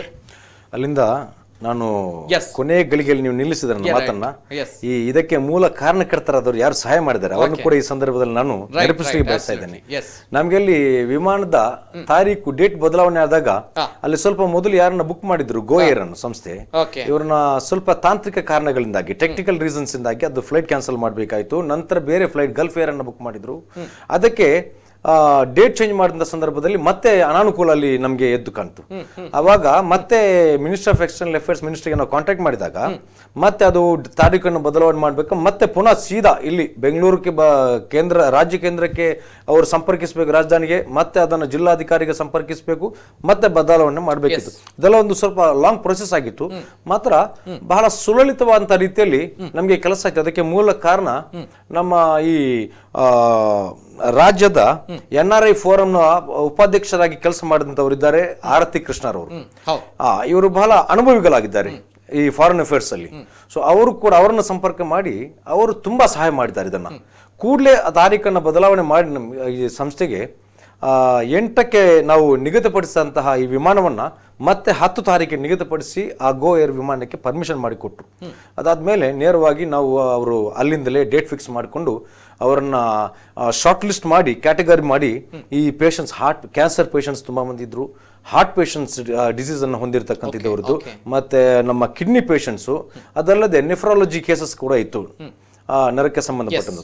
ಇಂಥ ಕೇಸ್ ಇದ್ದವ್ರನ್ನು, ಮತ್ತೆ ಸಣ್ಣ ಪುಟ್ಟ ಮಕ್ಕಳನ್ನು, ಮತ್ತೆ ಈ ಪೇರೆಂಟಲ್ ಲಾಸ್, ನಮ್ಮ ತಂದೆ ತಾಯಿಯನ್ನು ಕಳ್ಕೊಂಡಂತ ಕೆಲವು ಮಂದಿ ಇದ್ರು. ಇವರನ್ನೆಲ್ಲ ಸೇರಿಸಿಕೊಂಡು ಒಂದು ಪಟ್ಟಿ ಮಾಡಿ ಇವರಿಗೆ ಆದ್ಯತೆ ಕೊಟ್ಟು ಉಳಿದವರನ್ನೆಲ್ಲ ಕ್ಯಾನ್ಸಲ್ ಮಾಡಲಾಯಿತು. ಹಾಗೆ ಮಾಡಿದಾಗ ಮತ್ತೊಂದು ವಿಮಾನಕ್ಕೆ ಕೂಡ ಪ್ರಯತ್ನ ಪಟ್ಟರು, ಆವಾಗ ಪರ್ಮಿಷನ್ ಸಿಕ್ಕಿರಲಿಲ್ಲ. ಮತ್ತೆ ಇವರನ್ನ ಕಳಿಸಿ ಇಲ್ಲಿ ಬಂದ ಮೇಲೆ ಇಲ್ಲಿ ಅವರಿಗೆ ನಮ್ಮ ಊಟದ ವ್ಯವಸ್ಥೆ ಏರ್ಪೋರ್ಟ್ನಲ್ಲಿ ಜಿಲ್ಲಾಧಿಕಾರಿ ಕಡೆಯಿಂದ ಕೂಡ ಜಿಲ್ಲಾಡಳಿತದ ಊಟದ ವ್ಯವಸ್ಥೆ ಇತ್ತು, ಇವರ ಕಡೆಯಿಂದ ಇತ್ತು. ಮತ್ತೆ ಅದೇ ರೀತಿ ಸ್ಯಾಕೋ ಕಂಪನಿ ವತಿಯಿಂದ ಅಲ್ಲಿ ಸುಮಾರು 10 ಮಂದಿ ವಾಲಂಟಿಯರ್ಸ್ ಅನ್ನು ಇಲ್ಲಿ ಕೂಡ ಅವಲ್ಲಿ ನಿಯೋಜನೆ ಮಾಡಲಾಗಿತ್ತು, ಇಲ್ಲಿ ಮಂಗಳೂರಲ್ಲಿ. ಅದಾದ್ಮೇಲೆ ಅಲ್ಲಿಂದ ನೇರವಾಗಿ ಊಟ ಕೀಟ ವ್ಯವಸ್ಥೆ ಮಾಡಿಸಿ ಅಲ್ಲಿಂದ ಮತ್ತೆ ಸರ್ಕಾರ ಇಲ್ಲಿ ಜಿಲ್ಲಾಡಳಿತ ವ್ಯವಸ್ಥೆ ಮಾಡಿದಂತ ಬಸ್ಗಳ ಮುಖಾಂತರ ಮತ್ತೆ ಆಂಬ್ಯುಲೆನ್ಸ್ ವ್ಯವಸ್ಥೆ ಇತ್ತು. ಇವನ್ನೆಲ್ಲ ಉಪಯೋಗ ಪಡಿಸ್ಕೊಂಡು ಇವರು ಕ್ವಾರಂಟೈನ್ಗೆ ಇಲ್ಲಿ ಸನ್ ರೆಸಿಡೆನ್ಸಿ ಅಂತ ಅಲ್ಲಿ ನಮ್ಮ ಕೊಟ್ಟಾರ, ನಮ್ಮ ಇದು ಕುಂಟಿಕಾಣ ಎಜೆ ಹಾಸ್ಪಿಟಲ್ ಮುಂಭಾಗದಲ್ಲಿರುವ ಸ್ಥಳಕ್ಕೆ ಅಲ್ಲಿ ಅವ್ರನ್ನ ಸ್ಥಳಾಂತರಿಸಲಾಯಿತು. ಅಲ್ಲಿ ಕ್ವಾರಂಟೈನ್ ಮಾಡಲಾಗಿದೆ. ಮತ್ತೆ ಅಲ್ಲಿ ಬೇಕಾದಂತ ಸುಸಜ್ಜಿತವಾದಂಥ ರೀತಿಯಲ್ಲಿ ಮತ್ತೆ ಗುಣಮಟ್ಟದ ಊಟ, ಕ್ವಾಲಿಟಿ ಫುಡ್ ಅನ್ನ ಅಲ್ಲಿ ವೆಜ್ ಫುಡ್ ಅನ್ನ ಅಲ್ಲಿ ಅವರಿಗೆ ವ್ಯವಸ್ಥೆ ಮಾಡಿ ಕೊಡಲಾಗಿದೆ. ಮತ್ತೆ ಯಾವ ದಿವಸ ಕ್ವಾರಂಟೈನ್ ಮುಗಿಯುತ್ತದೆಯೋ ಅವತ್ತು ಅವರಿಗೆ ಮನೆಗೆ ತಲುಪಿಸಬೇಕಂತ ಜವಾಬ್ದಾರಿಯನ್ನು ಕೂಡ ಹೊತ್ತೊಯ್ಯಲಿಕ್ಕೆ ಅವರು ಸಂಪೂರ್ಣವಾಗಿ ಬದಲಾಗಿದ್ದಾರೆ. ಈತನ ಮಧ್ಯೆ ಇದಕ್ಕೆ ಶ್ರಮ ವಹಿಸಿದಂತವರು ತುಂಬಾ ಮಂದಿ ಇದ್ದಾರೆ. ಅವರಿಗೂ ಕೂಡ ಕಂಪನಿ ಪರವಾಗಿ ಇಬ್ರು ಅವರು ಕೃತಜ್ಞತೆಯನ್ನು ಸಲ್ಲಿಸ್ತಾರೆ. ಅವರನ್ನ ಮರೆಯಲಿಕ್ಕೆ ಸಾಧ್ಯ ಇಲ್ಲ ಅಂತ ಹೇಳ್ಕೊಂಡು, ಒಂದನೇದಾಗಿ ಇದಕ್ಕೆ ಸಂಪೂರ್ಣ ಕ್ವಾರಂಟೈನ್ ವ್ಯವಸ್ಥೆ ಮತ್ತೆ ಇದರ ರಾಜ್ಯ ಸರ್ಕಾರಕ್ಕೆ ಸಂಪರ್ಕ ಮಾಡ್ಲಿಕ್ಕೆ ಒಂದು ಕೊಂಡಿಯಾಗಿ ನಿಂತು ಜಿಲ್ಲಾಡಳಿತ ಕೂಡ ಇಲ್ಲಿ ವ್ಯವಸ್ಥೆಗೆ ಕೊಂಡಿಯಾಗಿ ನಿಂತು ಕೆಲಸ ಮಾಡಿದವರು UT ಖಾದರ್ ಅವರು ತುಂಬಾ ಸಹಾಯ ಮಾಡಿದ್ದಾರೆ. ಅವರನ್ನು ಕೂಡ ಸ್ಮರಿಸ್ತಾ ಇದ್ದೇವೆ, ನೆನಪು ಮಾಡಿಸ್ತಾ ಇದ್ದೇವೆ. ಅದೇ ರೀತಿ ಆರತಿ ಕೃಷ್ಣರವರಿಗೂ ವಿಶೇಷವಾಗಿ ಧನ್ಯವಾದ ಸಲ್ಲಿಸ್ತಾ ಇದ್ದೇವೆ. ಮತ್ತೆ ಈ ಜಿಲ್ಲಾಧಿಕಾರಿ ಅವರಿಗೂ ನಾವು ಧನ್ಯವಾದ ಸಲ್ಲಿಸ್ತಾ ಇದ್ದೇವೆ. ಇದು ಕೇವಲ ಸ್ಯಾಕೋ ಕಂಪನಿ ಪರವಾಗಿ ಮಾತ್ರವಲ್ಲ, ಸಮಸ್ತ ಜನರ ಪರವಾಗಿ ಇವರೆಲ್ಲರಿಗೂ ನಾವು ಧನ್ಯವಾದ ಸಲ್ಲಿಸ್ತಾ ಇದ್ದೇವೆ. ಅದೇ ರೀತಿ ಮುಖ್ಯವಾಗಿ ನಾವು ನಿತಿನ್ ಅವರು ನಾವು ಯಾವ ರೀತಿಯಲ್ಲಿ ಅಲ್ತಾಫ್ ಮತ್ತು ಸಾಗರ್ ಬಶೀರ್ ಅವರು ಈಗ ಕೆಲಸ ಮಾಡಿದ್ದಾರೆ ನಾಡಿನ ಜನರಿಗೋಸ್ಕರ, ಏನು ಹೃದಯ ಅವರು ಜನರಿಗೆ ಮಿಡಿದ್ದಾರೆ. ಇದೇ ರೀತಿ ನಮ್ಮ ಎಕ್ಸ್ಪರ್ಟೀಸ್ ಸಂಸ್ಥೆಯ ನಮ್ಮ ಕರ್ನೀರೆ ಶೇಖ್ ಬ್ರದರ್ಸ್, ಶೇಖ್ ಸಾಹೇಬ್ರು ಇರ್ಬೋದು, ಆಸಿಫ್ ರವರು ಇರ್ಬೋದು, ಅಶ್ರಫ್ ರವರು ಇರ್ಬೋದು, ಅವರ ಸಹೋದರರೆಲ್ಲರೂ ಸೇರ್ಕೊಂಡು ಇವರು ಜನರಿಗೆ ಮಾಡಿರ್ತಕ್ಕಂಥ ಕೆಲಸವನ್ನು ನಾನು ಈ ಸಂದರ್ಭದಲ್ಲಿ ಅವರಿಗೂ ತುಂಬಾ ಜನತೆಯ ಪರವಾಗಿ ಆಭಾರಿಯಾಗಿದ್ದೇವೆ. ಮುಜೈನ್ ನಮ್ಮ ಜಕರಿಯಾ ಸಾಹೇಬ್ರು ಹಿರಿಯರಿದ್ದಾರೆ, ಸಮಾಜ ಸೇವೆಯಲ್ಲಿ ಬಹಳ ಎತ್ತಿದ ಕೈ. ಅದೇ ರೀತಿ ಅವರ ಸಹೋದರ ಶರೀಫ್ ರವರು ಮತ್ತೆ ಅವರ ಮಗ ಮುಜೈನ್ ಜಕರಿಯಾ ಅವರ ಮಗ ಜೈರ್ ಅವರು ಕೂಡ ಎಲ್ಲರೂ ಕೂಡ ಸಹಾಯ ಮಾಡಿದ್ದಾರೆ. ಅದೇ ರೀತಿ ಇದಕ್ಕೆ ತುಂಬಾ ಹಿಂಬಾಗಿಲಿಂದ ಕೆಲಸ ಮಾಡಿದವರು ತುಂಬಾ ಮಂದಿ ಇದ್ದಾರೆ ಅಲ್ಲಿ ಕೂತು. ಅವರೆಲ್ಲರಿಗೂ ನಾಡಿನ ಸಮಸ್ತ ಜನರ ಪರವಾಗಿ ನಾನು ಅವರಿಗೆ ವೈಯಕ್ತಿಕವಾಗಿ ಕೂಡ ಅವರಿಗೆ ಅಭಿನಂದನೆ ಸಲ್ಲಿಸ್ತಾ ಇದ್ದೇನೆ. ಮತ್ತೆ ಇವರೆಲ್ಲರೂ ನಾನು ನಿಜವಾಗಿ ಹೇಳ್ತಾ ಇದ್ದೇನೆ, ಈ ರಾಜಕಾರಣಿ, ನಾನು ರಾಜಕಾರಣದಲ್ಲಿ ಇದ್ದವನು, ಸಮಾಜ ಸೇವೆಯಲ್ಲಿ ಇದ್ದವನು, ನಾವು ಯಾರು ಹೀರೋಗಳಲ್ರಿ. ನಿಜವಾದ ಹೀರೋಗಳು ಯಾರು ಗೊತ್ತಾ? ತನ್ನ ಕೈಯಿಂದ, ಸ್ವಂತ ಕೈಯಿಂದ ದುಡ್ಡು ಹಾಕಿ ಯಾರು ಸಮಾಜಕ್ಕೆ ಸೇವೆ ಮಾಡ್ತಾನೆ ಅವನು ಹೃದಯ ಶ್ರೀಮಂತಿಕೆ ಹೊಂದಿದವನು, ಶ್ರೀಮಂತನು ಅವನೇ. ಅದೆಷ್ಟೋ ಮಂದಿ ಕೋಟ್ಯಾಧೀಶರಿದ್ದಾರೆ, ಒಂದು ಹೊತ್ತು ಅನ್ನ ಹಾಕ್ಲಿಕ್ಕೆ ಅವರು ಕಂಜೂಸಿ ಮಾಡೋರಿದ್ದಾರೆ. ಯಾರಿಗೂ ಕೊಡ್ಲಿಕ್ಕೆ ತಯಾರಿಲ್ಲ. ಅವನು ಕುಡಿದು ಖರ್ಚು ಮಾಡ್ಲಿಕ್ಕೆ ತಯಾರಿರ್ತಾನೆ, ಬೇಡದ ರೀತಿಯಲ್ಲಿ ದುಡ್ಡನ್ನ ಅವನ ಸಂಪಾದನೆಯನ್ನ ಖರ್ಚು ಮಾಡ್ತಾನೆ. ಆದ್ರೆ ಬಡವರಿಗೋಸ್ಕರಿಗೆ ಖರ್ಚು ಮಾಡುವಾಗ ಬಹಳಷ್ಟು ಆಲೋಚನೆ ಮಾಡ್ತಾರೆ. ಅಂತಹ ಒಂದು ಕಾಲಘಟ್ಟದಲ್ಲಿ ಇಂತಹ ಒಂದು ಶ್ರೀಮಂತಿಕೆ ಹೃದಯ ಹೊಂದಿದವರಿಗೆ ಇಡೀ ನಾಡಿನ ಸಮಸ್ತ ಜನರು ಅಭಾರಿ ಆಗ್ಬೇಕು. ಮಾತ್ರವಲ್ಲ, they are the role models for the society, and even they are the role models for those rich class, so called elite class people. ಅವರಿಗೆ ಇವರೆಲ್ಲೂ ಮಾದರಿಯಾಗಿದ್ದಾರೆ. ಕಾರಣ ದುಡ್ಡಿದ್ರು ಸಾಕಾಗುತ್ತೆ, ಅವರು ಶ್ರೀಮಂತರಲ್ಲ, ಇವರು ಶ್ರೀಮಂತ. ತಾವು ಹೇಳಿರುವಂತಹ ಮಾತುಗಳು ಇವರಿಂದ ನೋಡಿ ಆದ್ರೂ ಅವರೆಲ್ಲ ಕಲಿಬೇಕು. ಯಾರೆಲ್ಲ ಈ ದುಡ್ಡು ಸಂಪಾದನೆ ಮಾಡ್ಕೊಂಡು ಬ್ಯಾಂಕ್ ಅಲ್ಲಿ ಇಟ್ಟವರು ಇದ್ದಾರೆ, ಬಡ್ಡಿ ತಿಂತ ಯಾರಿಗೂ ಉಪಕಾರಕ್ಕೆ ತಲುಪಿದವರು, ಕೆಲವರಿಗೆ ನಮ್ಮ ಪರಿಚಯದವರು ಇರ್ಬೋದು, ಬೇಸರ ಆಗ್ಬಹುದು, ಕ್ಷಮೆ ಕೇಳ್ತಾ ಇದ್ದಾರೆ. ನೀವು ಬೇಸರ ಮಾಡಿದ್ರು ನನಗೆ ಏನ್ ತೊಂದರೆ ಇಲ್ಲ, ನೀವು ಇನ್ನಾದ್ರೂ ಕಲಿಯಿರಿ, ಮುಂದೆ ಇಡ್ರಿ ಹೆಜ್ಜೆ. ಕಾರಣ ಇನ್ನೊಂದು ಮಾತು, ಇವರೆಲ್ಲರೂ ಈ ಲಾಕ್ ಡೌನ್ ಸಂದರ್ಭದಲ್ಲಿ ಯಾರೆಲ್ಲ ಹೆಸರು ಹೇಳಿದ್ದೇನೆ, ಎಷ್ಟು ಸಂಸ್ಥೆಯವರು, ಶೇಖ್ ಸಾಹೇಬ್ರಾವ್ ಮತ್ತು ಅವರ ಸಹೋದರರು ಇರ್ಬೋದು, ಅದೇ ರೀತಿ ನಮ್ಮ ಮುಜೈನ್ ಜಕರಿಯಾ ಮತ್ತು ಶರೀಫ್ ಅವರು ಇರ್ಬೋದು, ಮತ್ತೆ ವಿಶೇಷವಾಗಿ ಅಲ್ತಾಫ್ ಮತ್ತು ಬಶೀರ್ ಅವರು ಕೋಟಿಗಟ್ಟಲೆ ಖರ್ಚು ಮಾಡಿದ್ದಾರೆ ಅವ್ರದ್ದು ಈ ಲಾಕ್ ಡೌನ್ ಬಿದ್ದಾಗ. ಯಾಕೆ ಸಾಧಾರಣ ಅಲ್ತಾಫ್ ನನಗೆ ಗೊತ್ತಿದ್ದ ಮಟ್ಟಿಗೆ 6,000 ಜನರಿಗೆ ಇವರು ದಿನಸಿ ಸಾಮಗ್ರಿಗಳ kit, it was valid around 2,500 to 3,000 rupees ಒಂದು ಕಿಟ್ಗೆ. ಅಂತಹ 6,000 ಜನರಿಗೆ ಕಿಟ್. ಹೌದು. ಮತ್ತೆ ರಮದಾನ್ ತಿಂಗಳಲ್ಲಿ ಕೂಡ ಆ ಪುಣ್ಯ ಮಾಸದಲ್ಲಿ ಜನರು ಸಂಕಷ್ಟದಲ್ಲಿದ್ದಾಗ ಒಂದು ಅನ್ನಕ್ಕಾಗಿ ಆ ಸಂದರ್ಭದಲ್ಲಿ ಕೂಡ ನಾವು ಕೇಳಿದವರಿಗೆಲ್ಲ ಕೊಟ್ಟಿದ್ದಾರೆ. ಅದೇ ನಾಡಿನಲ್ಲಿ ಕೆಲವರು ಇದ್ದಾರೆ, ಇನಾಯತ್ ಅಲಿ ಅಂತಿದ್ದಾರೆ ಮುಲ್ಕಿಯವರು, ಅವರು ಕೊಟ್ಟಿರುವುದನ್ನ ಅದು ಎಷ್ಟು ಅವರಿಗೆ ಕೃತಜ್ಞ ನಾವು ಸಲ್ಲಿಸಿದ್ರೆ ಕೃತಜ್ಞತೆ ಸಾಕಾಗಲಾರದು. ಅಮೇಜಿಂಗ್, ನಿಜವಾಗ್ಲೂ ಕೂಡ ಅಮೇಜಿಂಗ್. ಕೇಳುವಾಗ ಮೈ ರೋಮಾಂಚನ ಆಗುತ್ತೆ. ಆಗ್ಲೇ ನಾನು ಹೇಳಿದೆ, ಜನಪ್ರತಿನಿಧಿಗಳು, ರಾಜಕಾರಣಿಗಳು ತಮ್ಮ ಕರ್ತವ್ಯ ಜವಾಬ್ದಾರಿಗಳನ್ನು ಮರೆತಾಗ ಇಂಥವರು ನಮ್ಮ ಕರ್ತವ್ಯ ಏನಿದೆ, ಅದೇ ರೀತಿ ಅವರ ಕರ್ತವ್ಯ ಏನಿದೆ ಅವೆಲ್ಲವನ್ನು ಕೂಡ ತೋರಿಸ್ತಾರೆ, ಏನು ಅನ್ನುವಂಥದ್ದು ತೋರಿಸ್ತಾರೆ. ಅದೇ ರೀತಿ UB ಸಲೀಂ ಅವರು ನಮ್ಮ ಜೊತೆ ಇದ್ದಾರೆ, ಮೊಹಮ್ಮದ್ ಶಾರಿಫ್ ಅವರು, KS ಶೇಖ್ ಅವರು, ಜಕ್ರಿಯಾ ಜೋಕಟ್ಟೆ ಅವರು ಅಂದ್ರೆ CEO, ಮುಜೈನ್ CEO ಅವರು ಕೂಡ ತುಂಬಾ ದೊಡ್ಡ ಮಟ್ಟದಲ್ಲಿ ಈ ಸಂದರ್ಭಗಳಲ್ಲಿ ಸಂಕಷ್ಟದಲ್ಲಿ ಸಹಾಯ ಮಾಡ್ತಾ ಇದ್ದಾರೆ. ಎಲ್ಲ ಸಮರ್ಥ ನಾಯಕರು ಏನಿದ್ದಾರೆ ನೋಡಿ, ಇಲ್ಲ ಎಲ್ಲ ನಿಸ್ವಾರ್ಥಿಗಳು ಏನಿದ್ದಾರೆ ಎಲ್ಲರಿಗೂ ಕೂಡ ಹ್ಯಾಟ್ಸ್ ಆಫ್ ಒನ್ಸ್ ಅಗೇನ್ ನಮ್ಮ ಕಡೆಯಿಂದ ಕೂಡ ಹೇಳ್ತಾ ಇದ್ದೇವೆ. ಅಂಡ್ ಇನ್ನೊಂದು ಕರೆ ಇದೆ. ಹಲೋ ಸರ್, ನಮಸ್ತೆ. ಹಲೋ, ನಮಸ್ತೆ ಸರ್. ನಮಸ್ತೆ ಸರ್, ತಮ್ಮ ಹೆಸರು, ಎಲ್ಲಿಂದ ಕರೆ ಮಾಡ್ತಾ ಇದ್ದೀರಾ? ನನ್ನ ಹೆಸರು ಮುಸ್ತಫಾ ಅಂತ, ನಾನು ಸೌದಿಯಿಂದ ಕಾಲ್ ಮಾಡ್ತೀನಿ. ಸೌದಿಯಿಂದ ಮುಸ್ತಫಾ ಅವರು, ನಮಸ್ತೆ. ಮಾತಾಡಿ ಮುಸ್ತಫಾ ಅವರೇ.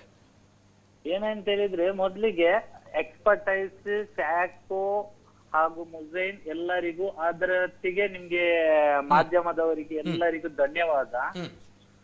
ಹೇಳಿದ್ರೆ ತುಂಬಾ ಸಹಾಯ ಮಾಡಿದ್ದಾರೆ ಜನರಿಗೆ. ಮತ್ತೇನಂತ ಹೇಳಿದ್ರೆ, ಈಗ ನಮ್ದು ತುಂಬಾ ಜನ ಇಲ್ಲಿ ಕಷ್ಟದಲ್ಲಿದ್ದಾರೆ, ಕೆಲಸ ಇಲ್ಲದೆ ರೂಮ್ ಅಲ್ಲಿ ಇದ್ದಾರೆ, ತುಂಬಾ ಕಷ್ಟದಲ್ಲಿದ್ದಾರೆ. ನಮ್ಗೆ ಈಗ ಏನಂತ ಹೇಳಿದ್ರೆ, ಸ್ಯಾಲ್ರಿ ಇಲ್ಲ, ಕೆಲಸ ಇಲ್ಲ, ಏನಿಲ್ಲ, ಊರಿಗೆ ಹೋಗ್ಲಿಕ್ಕೆ ತುಂಬಾ ಪರಚಾಡ್ತಾ ಇದ್ದಾರೆ. ಓಕೆ ಸರ್, ತಾವು ಹೇಗಿದ್ದೀರಾ? ತಾವು ಕೂಡ ಕಷ್ಟದಲ್ಲಿದ್ದೀರಾ? ನಾವೀಗ ರೂಮ್ ಅಲ್ಲಿ ಇದ್ದೇವೆ, 3 ತಿಂಗಳಾಯ್ತು, ಕೆಲಸ ಇಲ್ಲ. ಈಗ ತಮ್ಗೆ ಕೆಲಸ ಇಲ್ಲ. ಹಾಗಾಗಿ ಆದಷ್ಟು ಬೇಗ ನಮ್ಮ ಹಣದಿಂದ ನಾವು ಊರಿಗೆ ಬರ್ತೇವೆ. ಅದಕ್ಕೋಸ್ಕರ ಒಂದು ಫ್ಲೈಟ್ ಇದ್ದು ಏನಾದ್ರೆ ಕೆಲಸ ಮಾಡಿದ್ರೆ ನಾವು ದಯಮಾಡಿ ನಮ್ಮ ಊರಿಗೆ ಮರಳ್ಬೇಕಂತ ನಾವು ಇದ್ದೇವೆ. ಅದಕ್ಕೋಸ್ಕರ ನಿಮ್ಮ ಮಾಧ್ಯಮದ ಮುಖಾಂತರ ಹಾಗೂ ನಮ್ಮ ಈ ಎಕ್ಸ್ಪರ್ಟೈಸ್ ಇವರೆಲ್ಲ ಸ್ವಲ್ಪ ಇದಕ್ಕೆ ಸ್ವಲ್ಪ ಸಹಾಯ ಮಾಡಿದ್ರೆ ನಾವು ಊರಿಗೆ ತಲುಪುವ ಸಾಧ್ಯತೆ ಜಾಸ್ತಿ ಇದೆ. ಅದಕ್ಕೋಸ್ಕರ ನೀವೆಲ್ಲ ಇದಕ್ಕೆ ಒಂದು ಒಳ್ಳೆ ರೀತಿಯಲ್ಲಿ ಸ್ಪಂದಿಸಿದ್ರೆ, ನಮ್ಮ ಸರ್ಕಾರಕ್ಕೆ ಸ್ವಲ್ಪ ನಿಮ್ಮ ಮಾಧ್ಯಮದ ಮುಖಾಂತರ ತಲುಪಿಸಿದ್ರೆ ಬಹಳ ಒಳ್ಳೆಯದು. ಓಕೆ ಸರ್, ಈಗ ತಾವು ಕೂಡ ಸರ್, ಈಗ ತಾವು ಕೂಡ ಕೆಲಸ ಇಲ್ಲದೆ 3 ತಿಂಗಳಿಂದ ರೂಮ್ ಅಲ್ಲಿ ಇದ್ದೀರಾ. ಊಟ ತಿಂಡಿ ಏನ್ ಮಾಡ್ತಾ ಇದ್ರೆ, ಏನ್ ಕತೆ? ಊಟ ತಿಂಡಿ ಏನಿದ್ರೆ ಏನಾದ್ರೂ ಆಚೆ ಈಚೆ ಅದಕ್ಕೇನು ತೊಂದರೆ ಇಲ್ಲ. ಸ್ವಲ್ಪ ಖರ್ಚಿಗೆಲ್ಲ ಹಣ ಇಲ್ಲಾದ್ರೂ ಸಹ ಜೀವನ ಹೋಗ್ತಾ ಇದೆ ಅಲ್ವಾ? ಅದಕ್ಕೆ ದೇವರದಿಂದ ಏನು ಊಟಕ್ಕೆ ಏನು ಕಮ್ಮಿ ಬರಲ್ಲ. ಆದ್ರೂ ಕೂಡ ನಾವು ಕೆಲ್ಸ ಇಲ್ಲದೆ ಮನೆಗೆ ಕಲಿಸ್ಬೇಕಲ್ಲ ಹಣ ಅಲ್ವಾ? ಮನೆಯವರನ್ನು ಸಾಕ್ಬೇಕಲ್ಲ. ಅದಕ್ಕೋಸ್ಕರ ಹೇಳೋದು, ಮನೆಯಲ್ಲಿ ಊರಿಗೆ ಹೋದ್ರೆ ಅಲ್ಲಿ ಏನಾದ್ರೂ ಒಂದು ಕೆಲಸ ಮಾಡಿ ಮನೆಯವರನ್ನು ಸಾಕ್ಬೋದು. ಇಲ್ಲಿ ಈ 3 ತಿಂಗಳು 4 ತಿಂಗಳು ಕೆಲಸ ಇಲ್ಲದೆ ರೂಮ್ ಅಲ್ಲಿ ಇದ್ರೆ ಈಗ ಈ ಸಿಚುವೇಶನ್ ಅಲ್ಲಿ ಅಂತೂ ನಮ್ಗೆ ತುಂಬಾ ಕಷ್ಟ ಆಗ್ತಾ ಇದೆ ಅಲ್ವಾ? ನಾನು ಒಬ್ಬನೇ ಅಲ್ಲ, ನನ್ನ ಈಗ ಫ್ರೆಂಡ್ ಸರ್ಕಲ್ ಅಲ್ಲಿ ಹಲವಾರು ಮಂದಿ ಇದ್ದಾರೆ. ಅದಕ್ಕೋಸ್ಕರ ಅವರವರ ಹಣದಿಂದ ಊರಿಗೆ ಹೋಗ್ಲಿಕ್ಕೆ ಕೂಡ ರೆಡಿ ಇದ್ದಾರೆ. Right sir, thank you. ಇದ್ರೆ ಸಾಕು ಅಂತ ಅದು. Yes sir, thank you. Okay sir, ಮಾತಾಡೋಣ. Thank you. ಎಸ್, ಸರ್ಕಾರ ನೋಡ್ಬೇಕಾಗುತ್ತೆ ಅಂಡ್ ಇವರು ಕೂಡ ಕೆಲಸ ಮಾಡ್ತಾ ಇದ್ದಾರೆ ಅಂತ ಬಂದಾಗ ನಮ್ಗೇನು ದಾಡಿ ಅನ್ನುವಂಥದ್ದು ಅವರ ಆತ್ಮವಿಮರ್ಶೆ ಮಾಡ್ಕೊಳ್ಬೇಕಾಗುತ್ತೆ. ಅಂಡ್ ಅದೇ ರೀತಿ ಪ್ರೆಸಿಡೆಂಟ್ ಅವರಿದ್ದಾರೆ ISF ಕರ್ನಾಟಕ ನಮ್ಮ ಜೊತೆ. ಮೊಹಮ್ಮದ್ ಶರೀಫ್ ಅವರು, ಸರ್ ಏನ್ ಹೇಳ್ತೀರಾ ಸರ್? ಸಮಸ್ಯೆ ಇದೆ ಅನ್ನುವಂಥದ್ದು ಹೇಳ್ತಾ ಇದ್ದಾರೆ ಸೌದಿಯಲ್ಲಿ ಈಗಲೂ ಕೂಡ. ಏನ್ ಹೇಳ್ತೀರಾ ಇವರಿಗೆಲ್ಲ? ಏನ್ ಕತೆ, ಏನ್ ಮಾಡ್ತೀರಾ ಅನ್ನುವಂಥ ಒಂದು ವಿಷಯಗಳು ಬರುತ್ತೆ. Yes sir. ಅವರು ಹೇಳಿದ ಅವರೊಬ್ಬರೇ ಅಲ್ಲ ಸರ್, ಬಹಳಷ್ಟು ಮಂದಿ ಆ ರೀತಿ ಸಮಸ್ಯೆಯಲ್ಲಿ ಇಲ್ಲಿ ಸಿಲುಕಿದ್ದಾರೆ ನೋಡಿ. Indian social forum quarantine, I mean ಈ ಕೊರೋನಾ ಸಮಸ್ಯೆ ಏನಿದೆ ಇದು ಬಂದ ನಂತರ ನನ್ನ ಅರಿವಿನಲ್ಲಿ ಪ್ರಥಮ ಬಾರಿಯಾಗಿ ಇಂತಹ ಒಂದು ಪರಿಸ್ಥಿತಿಯಲ್ಲಿ ನಿರ್ಮಾಣವಾಗಿರೋದು. ಹೆಚ್ಚು ಕಡಿಮೆ 1,000 ಮಂದಿಗುಂಟಲ್ಲ ಇಲ್ಲಿ 1,000 ಮಂದಿಗೆ ಆಹಾರದ ವ್ಯವಸ್ಥೆಯನ್ನು ಇಂಡಿಯನ್ ಸೋಷಿಯಲ್ ಫೋರಂ ಮಾಡಿದೆ. ಅದೇ ರೀತಿ ಆರೋಗ್ಯದ ಅವರಿಗೇನು ಸಮಸ್ಯೆ ಇತ್ತು ಹಾಸ್ಪಿಟಲ್ ಹೋಗ್ಲಿಕ್ಕೆ ಮತ್ತೆ ಇನ್ನಿತರ ಸಮಸ್ಯೆ ಏನಿತ್ತು ಅಂತಹ ಸಮಸ್ಯೆಯನ್ನು ಪರಿಹರಿಸಲಿಕ್ಕೆ ಬಹಳಷ್ಟು ಕೆಲಸ ಇಂಡಿಯನ್ ಸೋಷಿಯಲ್ ಫೋರಂ ಮಾಡ್ತಾ ಉಂಟು. ಅದೇ ರೀತಿ KNR ಆಗಿರ್ಬೋದು, ಅದೇ ರೀತಿ ವಿವಿಧ ಸಾಮಾಜಿಕ ಸಂಘಟನೆಗಳೇನಿದೆಯೋ ಅದೆಲ್ಲ ಕೆಲಸವನ್ನು ಇಲ್ಲಿ ಮಾಡ್ತಾ ಉಂಟು. ಮತ್ತೆ ಅದೇ ರೀತಿ ಕನ್ನಡಿಗರ ಫೋರಂ, ಜುಬೈಲ್ ನಲ್ಲಿರುವಂತಹ ಹ್ಯುಮ್ಯಾನಿಟಿ ಫೋರಂ ಅವರು ಸಹ ಬಹಳಷ್ಟು ಫುಡ್ ಕಿಟ್ ಅನ್ನು ವಿತರಿಸ್ತಾ ಇದ್ದಾರೆ. ಆದ್ರೆ ಈಗ ಬರುವಂತಹ ಈ ಪರಿಸ್ಥಿತಿ ಏನಿದ್ರೆ ಈ ಕೊರೋನಾ ಪಾಸಿಟಿವ್ ಕೇಸ್ಗಳು, ಅಂತ ಕೇಸ್ಗಳಲ್ಲಿ ನಮಗೆ ಹೆಚ್ಚಿನ ಸಹಾಯ ಮಾಡ್ಲಿಕ್ಕೆ ಸಾಧ್ಯವಾಗುದಿಲ್ಲ. ನಿಮ್ಗೂ ಸಹ ಗೊತ್ತುಂಟು, ಊರಲ್ಲಿ ಸಹ ಅಲ್ಲಿನ ಅಡ್ಮಿನಿಸ್ಟ್ರೇಷನ್ ವ್ಯವಸ್ಥೆ ಮಾತ್ರ ಅಂತ ಕೇಸ್ ಅನ್ನು ಹ್ಯಾಂಡಲ್ ಮಾಡುವಂತ ಕೆಲಸ ಮಾಡಬಹುದು. ಇಲ್ಲಿ ಸಹ ಅದೇ ಪರಿಸ್ಥಿತಿ ಉಂಟು.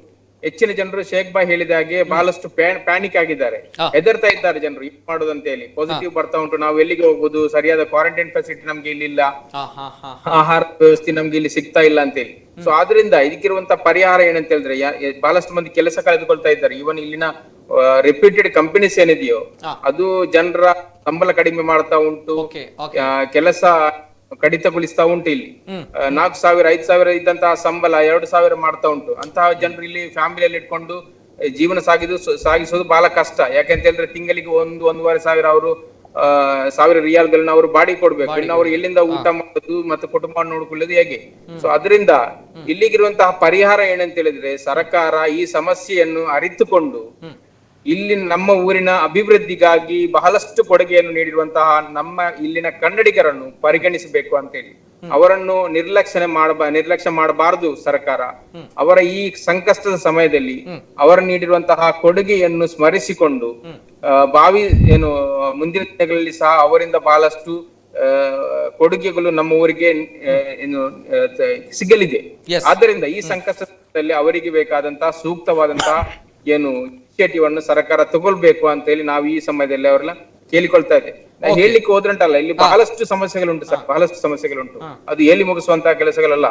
ಈವನ್ ನನಗೆ ಹತ್ತಿರದಲ್ಲಿ ಅರಿವಿರುವಂತಹ ಬಹಳಷ್ಟು ರೋಗಿಗಳು ಆಲ್ರೆಡಿ ನಮ್ಮೊಂದಿಗೆ ರಿಕ್ವೆಸ್ಟ್ ಮಾಡಿದ್ದಾರೆ, ಹೇಗಾದ್ರೂ ಮಾಡಿ 21ನೇ ತಾರೀಕಿಗೆ ಬರುವಂತಹ ವಂದೇ ಭಾರತ್ ಮಿಷನ್ ಮಂಗಳೂರಿಗೆ ಇರುವಂತಹ ಫ್ಲೈಟ್ ನಲ್ಲಿ ಹೇಗಾದ್ರೂ ಮಾಡಿ ನಮ್ಗೆ ಒಂದು ಚಾನ್ಸ್ ಮಾಡಿಕೊಡು ಅಂತ ಹೇಳಿ. ನಮ್ಮ ಅದೃಷ್ಟ ಅನ್ಬೇಕು, ಇಂಡಿಯನ್ ಎಂಬಸಿ ಆಫೀಸ್ ಅಲ್ಲಿ ಇರುವಂತಹ 1-2 ಕನ್ನಡಿಗರಿದ್ದಾರೆ ಕೆಲಸದಲ್ಲಿ. ಅವರು ಪೂರಕವಾಗಿ ಸ್ಪಂದಿಸ್ತಾ ಇದ್ದಾರೆ. ಮಾತ್ರವಲ್ಲ, ಕೆಲವೊಂದು ಎಮರ್ಜೆನ್ಸಿ ಕೇಸುಗಳೇನಿರ್ತೇವೆ ಅದನ್ನು ಊರಿಗೆ ಕಳಿಸುವಂತಹ ನಮಗೆ ಅವರು ಸಹಾಯ ಸಹ ಮಾಡ್ತಾ ಇದ್ದಾರೆ. ಕೆಲವೊಂದು ಎಮರ್ಜೆನ್ಸಿ ಕೇಸ್ ನಾವು ಇವಾಗಲೇ ಬಹಳಷ್ಟು ಮಂದಿಯನ್ನು ಕಲಿಸ್ತೇವೆ. ಅದೇ ರೀತಿ ಮೊನ್ನೆ ಅನಿಲ್ ಡಿಸೋಜ ಇರ್ಬೋದು, ಜಿದ್ದಾದಿಂದ ಬಂದಿರುವಂತ, ಅದೇ ರೀತಿ ಶೇಖ್ ಅಂತ ರಿಯಾದಿಂದ ಬೆಂಗಳೂರಿಗೆ ಬಂದಿರಬಹುದು. ಅದೇ ರೀತಿ ನಮ್ಮ ಶಾಕೂರ್ ಅವರ ಫ್ಲೈಟ್ ನಲ್ಲಿ ಬಂದಂತಹ 2-3 ಪೇಷಂಟ್ ಇರಬಹುದು. ಅವರಲ್ಲಿ ಇಂಡಿಯನ್ ಸೋಷಿಯಲ್ ಫೋರಂ ನಮ್ಮನ್ನು ಅವರು ಕೇಳಿಕೊಂಡಾಗ ನಾವು ವಿವಿಧ ರೀತಿಯಾಗಿ ಅವರನ್ನು ಊರಿಗೆ ಕಳಿಸುವಂತಹ ಕೆಲಸವನ್ನು ನಾವು ಮಾಡಿದ್ದೇವೆ. ಸೊ ಇದು ಬೆರಳೆಣಿಕೆಗೆ ಮಾತ್ರ ಇದರ ಪ್ರಯೋಜನ ಸಿಕ್ಕಿರುವಂತದ್ದು. ಅಂತಹ ಬಹಳಷ್ಟು ಮಂದಿ ಇಲ್ಲಿ ಇದ್ದಾರೆ. ಸೊ ಅವರನ್ನೆಲ್ಲ ಪರಿಗಣಿಸಿಕೊಂಡು ಸರ್ಕಾರ ಇಮಿಡಿಯೇಟ್ ಆಗಿ ಕನಿಷ್ಠ ಮಂಗಳೂರಿಗೆ ಅವರಿಗೆ ಫ್ಲೈಟ್ ಮಾಡಲು ಬಹಳಷ್ಟು ಏನೇನೋ ಟೆಕ್ನಿಕಲ್ ರೀಸನ್ ಇದೆ ಅಂತ ಹೇಳ್ತಾರೆ. ಆದ್ರೆ ಬೆಂಗಳೂರಿಗೆ ಯಾವುದೇ ಸಮಸ್ಯೆಗಳಿಲ್ಲ. ಆದ್ದರಿಂದ ಬೆಂಗಳೂರಿಗೆ ಪ್ರತಿಯೊಂದು ಹಂತದಲ್ಲಿ ಬೇಕಾದಷ್ಟು ಈ ವಂದೇ ಭಾರತ ಮಿಷನ್ ನಲ್ಲಿ ಕನಿಷ್ಠ ವಾರಕ್ಕೆ ಅಥವಾ 10 ದಿನಕ್ಕೆ ಒಂದಾದ್ರು ಕನಿಷ್ಠ ರಿಯಾದ್ನಿಂದ ಜಿದ್ದಾದಿಂದ ಖಂಡಿತವಾಗಿಯೂ ಫ್ಲೈಟ್ ಅನ್ನು ಆರಂಭಿಸಲೇಬೇಕು. ನಿಮಗೆ ಗೊತ್ತಿರಬಹುದು, ಜಿದ್ದಾದಲ್ಲಿ ಬಹಳಷ್ಟು ಮಂದಿ ಉಮ್ರಕ್ಕೆ ಬಂದಂತಹ ವಯೋವೃದ್ಧರಿದ್ದಾರೆ. ಅವರು ಬಹಳಷ್ಟು ಬಳಲುವಂತಹ ಜನ ಇದ್ದಾರೆ. ಸೊ ಅವರನ್ನು ಸಹ ಇಲ್ಲಿ ಮತ್ತೆ ನಾವೆಲ್ಲ ದಫನ ಮಾಡುವಂತ ಕೆಲಸ ಇಲ್ಲೇ ಮಾಡ್ಬೇಕಾಗಿ ಬಂದಿತ್ತು. ಓಕೆ ಸರ್ ಶರೀಫ್ ಅವರೇ ಎಸ್ ಕರೆಕ್ಟ್ ಗೊತ್ತಾಯ್ತು. ಗಂಭೀರವಾಗಿರುವಂತಹ ಸಮಸ್ಯೆಗಳ ಬಗ್ಗೆ ತಾವು ಹೇಳ್ತಾ ಇದ್ರ, ಗೊತ್ತಾಗ್ಬೇಕು, ಸರ್ಕಾರಕ್ಕೆ ಅರ್ಥ ಆಗ್ಬೇಕು, ಅದೇ ರೀತಿ ಇಲ್ಲಿನ ಜನರಿಗೆ ಕೂಡ ಅರ್ಥ ಆಗ್ಬೇಕು. ಸೌದಿ ಅವರು ಯಾವ ರೀತಿಯ ಕಷ್ಟಗಳನ್ನ ಈಗ ಅನುಭವಿಸ್ತಾ ಇದ್ದಾರೆ, ನಮ್ಮವರು ಸಂಕಷ್ಟದಲ್ಲಿದ್ದಾರೆ ಅಂತ ಬಂದಾಗ ನಾವು ಕೂಡ ಜೊತೆ ಆಗ್ಬೇಕಾಗುತ್ತೆ, ನಮ್ಮ ಜನಪ್ರತಿನಿಧಿಗಳು ಕೂಡ ಜೊತೆ ಆಗ್ಬೇಕಾಗುತ್ತೆ. ಎಸ್ ಸರ್ ಹೇಳಿ ಸರ್ ಹೇಳಿ. ಏನು ಮನವಿ ಏನಂತ ಹೇಳಿದ್ರೆ, ನಮ್ಮ ಊರಿನ ಏನು ನಮ್ಮ ಕಾಳಿಯಾರ್ಗಳಿರ್ಬಹುದು, ನಮ್ಮ ಫಾದರ್ಗಳಿರ್ಬಹುದು, ನಮ್ಮ ಸ್ವಾಮೀಜಿಗಳಿರ್ಬಹುದು, ಈ ಎಲ್ಲಾ ಧಾರ್ಮಿಕ ಸಂಸ್ಥೆಗಳಿಗೆ ಇಲ್ಲಿನ ಕನ್ನಡಿಗರು ಜಾತಿ ಮತ ಧರ್ಮ ಭೇದವಿಲ್ಲದೆ ಬಹಳಷ್ಟು ಕೊಡುಗೆಗಳನ್ನು ನೀಡಿದ್ದಾರೆ. ಈ ಸಂಕಷ್ಟದ ಸಮಯದಲ್ಲಿ ಅವರೆಲ್ಲರೂ ಒಟ್ಟು ಸೇರಿಕೊಂಡು ನಮ್ಮ ಪರವಾಗಿ ಧ್ವನಿ ಎತ್ತಬೇಕಂತ ನಾ ಕೇಳ್ಕೊಳ್ತೇನೆ. ಇಲ್ಲಿಂದ ಇಲ್ಲಿನ ಬೆನಿಫಿಟ್ ಅನ್ನು ತೆಗೆದುಕೊಂಡು ಹೋಗ್ತಾ ಇದ್ದಾರೆ, ಪಡೆದಿದ್ದಾರೆ ಎಲ್ಲರೂ ಸಹ. ಆದ್ರಿಂದ ಅವರು ಸಹ ಸೇರಿಕೊಂಡು ಅವರ ಸರ್ಕಾರವನ್ನು ಒತ್ತಡ ಹಾಕುವಂತ ಕೆಲಸವನ್ನು ಮಾಡ್ಬೇಕಂತ ನಾ ಕೇಳ್ಕೊಳ್ತೇನೆ. ಮತ್ತೊಂದು ನಿತಿನ್ ಅವರೇ, ಇಲ್ಲಿನ ಕೆಲವೊಂದು ಮಾಧ್ಯಮಗಳು ಸೌದಿಯಿಂದ ಬಂದವರಿಗೆ ಕೊರೋನಾ ಬಂದಿದೆ, ಮತ್ತೆ ವಿವಿಧ ಊರುಗಳಿಂದ ಬಂದವರಿಗೆ, ಹೊರಗಿನ ಬಂದವರಿಗೆ ಕೊರೋನಾ ಬಂದಿದೆ ಅಂತ ಒಂದು ವದಂತಿಯನ್ನು ಹಬ್ಬಿಸ್ತಾ ಉಂಟು. ಖಂಡಿತವಾಗಿ ಅಂತಹ ವದಂತಿಯನ್ನು ಹಬ್ಬಿಸುವಂತಹ ಕೆಲಸವನ್ನು ಮಾಧ್ಯಮಗಳು ನಿಲ್ಲಿಸಬೇಕು. ಅದರ ಬಗ್ಗೆ ಸಕಾರಾತ್ಮಕವಾದಂತಹ ವರದಿಯನ್ನು ನೀಡಬೇಕಂತ ನಾ ಕೇಳಿಕೊಳ್ತೇನೆ. ಇಲ್ಲ ಪಕ್ಕ ನಿಜವಾಗ್ಲೂ ಕೂಡ ತಾವು ಹೇಳಿರುವಂತಹ ಕಳಕಳಿ ನಿಜವಾಗ್ಲೂ ಕೂಡ 100% ಸತ್ಯ. ಸೌದಿಯಲ್ಲಿ ಅಥವಾ ಹೊರದೇಶದಲ್ಲಿ ಇದ್ದಾಗ ಅವರಿಗೆ ನೆಗೆಟಿವ್ ಬರುತ್ತೆ, ಆದ್ರೆ ಇಲ್ಲಿಗೆ ಬಂದಾಗ ಪಾಸಿಟಿವ್ ಬರುತ್ತೆ. ಯಾಕೆ ಈ ರೀತಿ ಆಗುತ್ತೆ ಅನ್ನುವಂತಹ ಮಾತುಗಳು ಅನೇಕ ಜನರು ಭಯಭೀತರಾಗಿದ್ದಾರೆ. ಅದೇ ರೀತಿ ನಮ್ಮವರು ಹೊರದೇಶದಲ್ಲಿ ಎಷ್ಟು ಸಂಕಷ್ಟದಲ್ಲಿದ್ದಾರೆ, ಗಂಭೀರವಾಗಿರುವಂತಹ ಸಮಸ್ಯೆಗಳ ಬಗ್ಗೆ ತಾವು ಹೇಳಿದ್ರ, ಇನ್ನೂ ಕೂಡ ಗಂಭೀರವಾಗಿರುವಂತಹ ವಿಚಾರಗಳು, ಸಮಸ್ಯೆಗಳು, ನಮ್ಮವರು ಸಂಕಷ್ಟದಲ್ಲಿದ್ದಾರೆ. ಅದೇ ರೀತಿ ಈಗ ನಾನು KS ಶೇಖ್ ಜೊತೆ ಹೋಗ್ತಾ ಇದ್ದೇನೆ. ಸರ್ ಈಗ ಸೌದಿಯಲ್ಲಿ ಎಷ್ಟು ಒಂದು ದಿನಕ್ಕೆ ಎಷ್ಟು ಕೇಸಸ್ಗಳಲ್ಲಿ? ಎಸ್ ಸರ್ ಶೇಖರ್ ಅವ್ರ ಧ್ವನಿ ಕೇಳ್ತಾ ಇದೆಯಾ?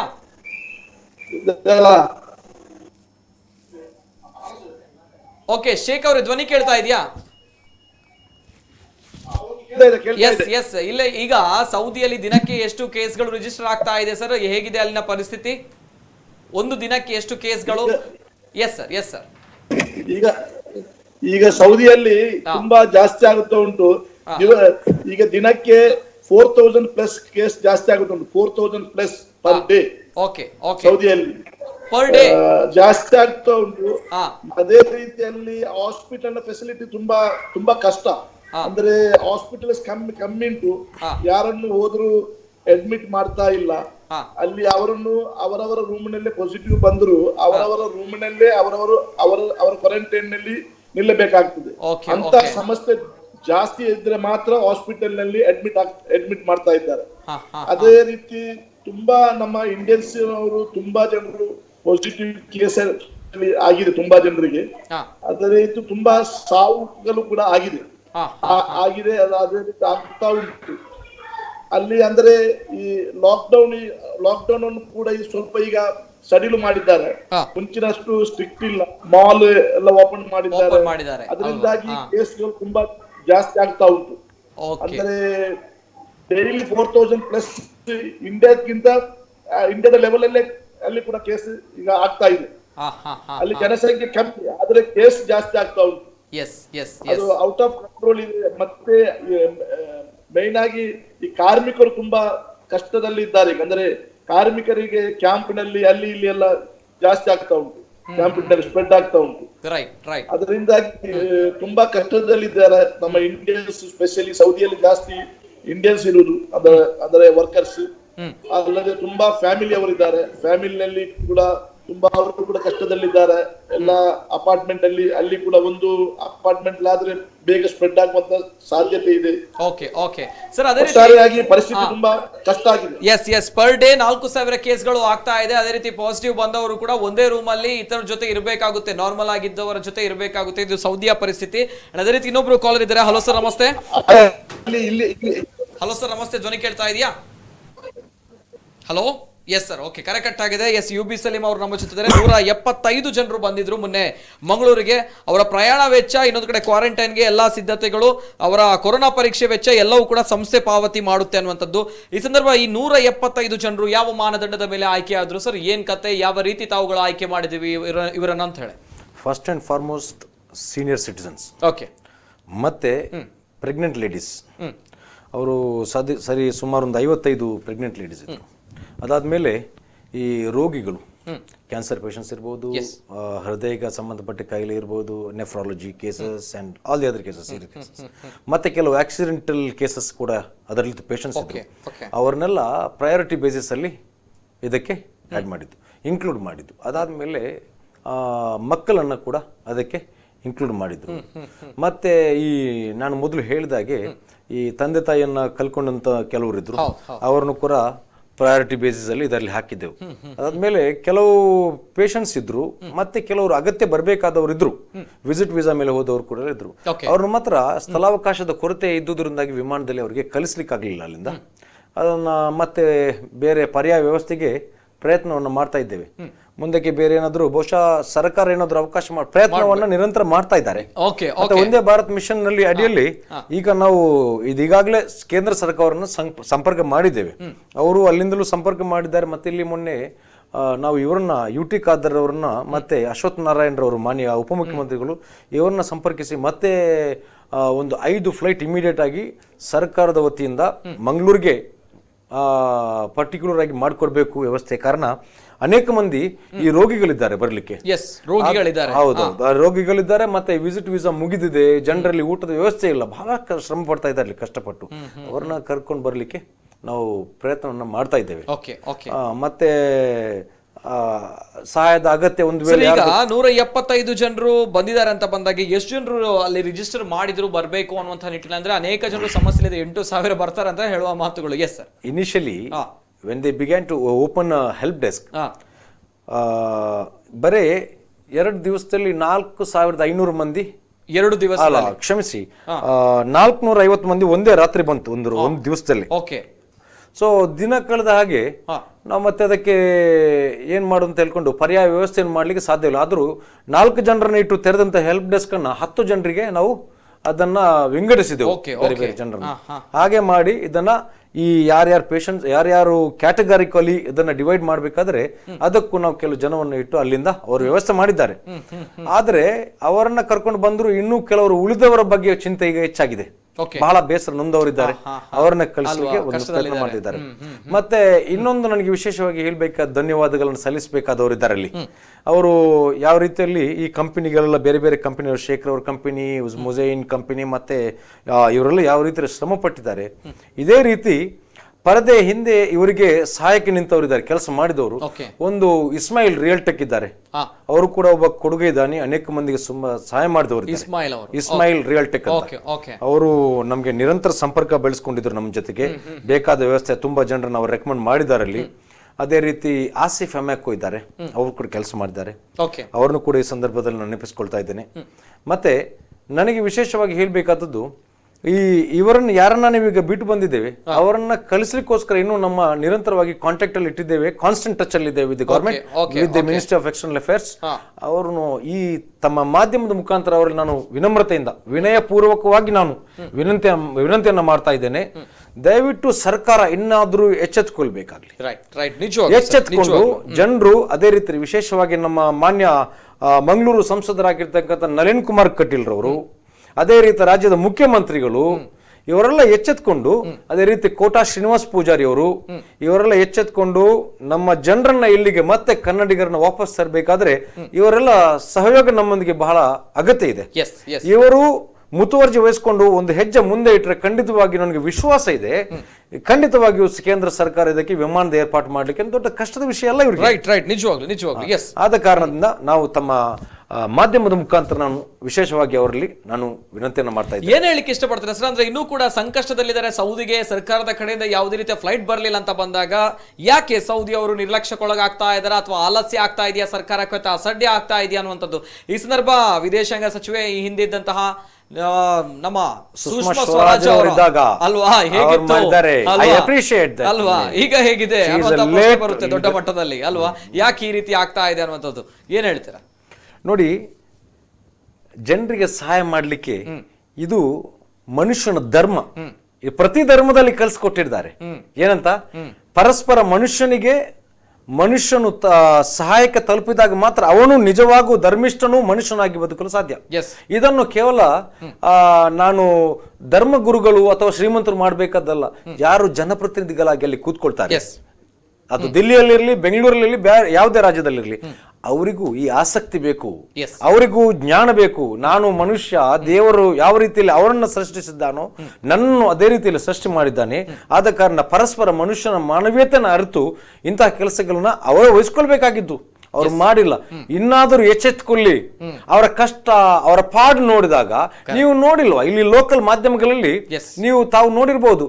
ನಾನು ಮಾಧ್ಯಮದಲ್ಲೇ ಕೂತು ಮಾಧ್ಯಮದಲ್ಲಿ ಟೀಕೆ ಮಾಡುದು ನನ್ನ ಜಾಯಮಾನ ಅಲ್ಲ, ಮನಸ್ಸು ಇಲ್ಲ. ಆದ್ರೂ ಈ situation is pushing me towards that. ನಾನು ಇವಾಗ ಮಾತಾಡಲೇಬೇಕಾಗುವ ಪರಿಸ್ಥಿತಿ. ಕೇಂದ್ರದ ಈ ನಮ್ಮ ರಾಷ್ಟ್ರೀಯ ಚಾನೆಲ್ಗಳು, ನ್ಯೂಸ್ ಚಾನೆಲ್ಗಳು ನೋಡ್ತಾ ಇದ್ದೀರಿ.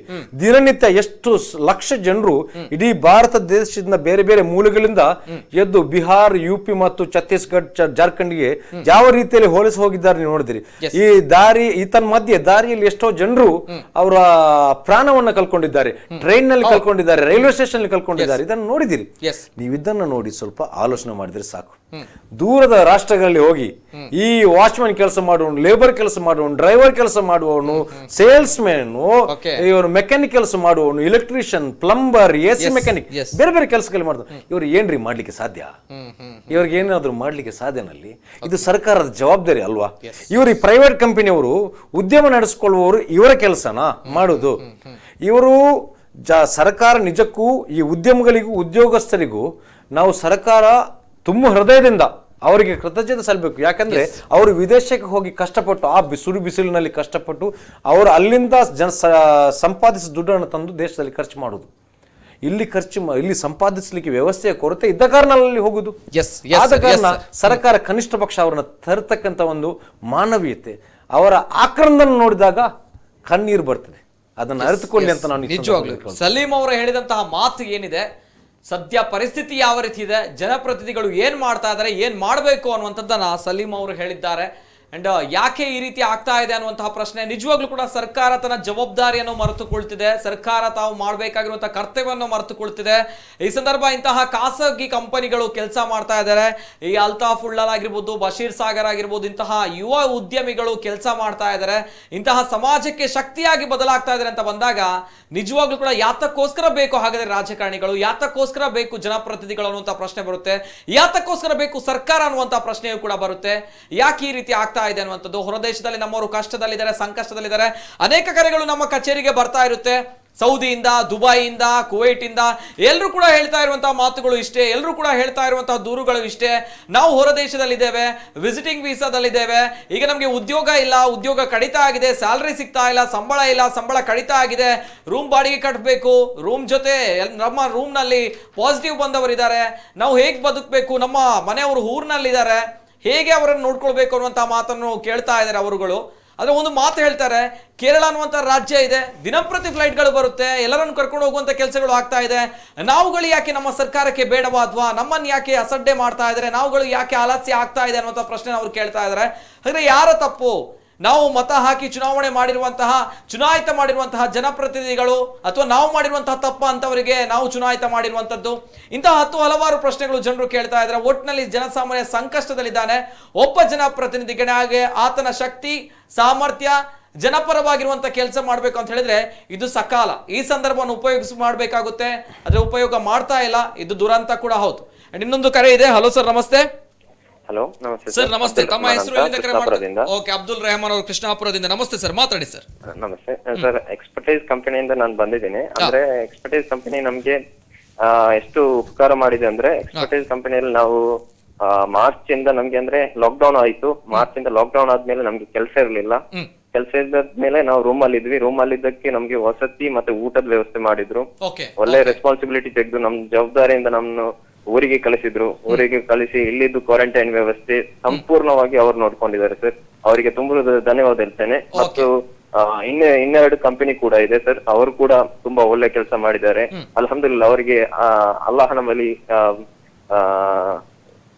ತುಂಬಾ ಪ್ರತಿಫಲ ಸಿಗ್ಬೋದು ನಮಗೆ ಉಪಕಾರ ಮಾಡಿದಕ್ಕೆ. ಮತ್ತೆ ನಾವು ಎಣಿಸಿರ್ಲಿಲ್ಲ, ಅಂದ್ರೆ ನಾವು ಊರಿಗೆ ಬರ್ತೇವೆ ಅಂತ ನಮ್ಗೆ ಕನಸಲ್ಲೂ ಇರ್ಲಿಲ್ಲ. ಅಂದ್ರೆ ಸರ್ಕಾರ ನಮ್ಗೆ ಸರಿಯಾದ ರೀತಿಯಲ್ಲಿ ಸ್ಪಂದನೆ ಇರ್ತಿರ್ಲಿಲ್ಲ, ಪರ್ಮಿಷನ್ ಸಿಗ್ತಿರ್ಲಿಲ್ಲ. ಪ್ರತಿಯೊಂದಕ್ಕೂ ನಮಗೆ ತೊಂದರೆ ಉಂಟಾಗ್ತಾ ಇತ್ತು.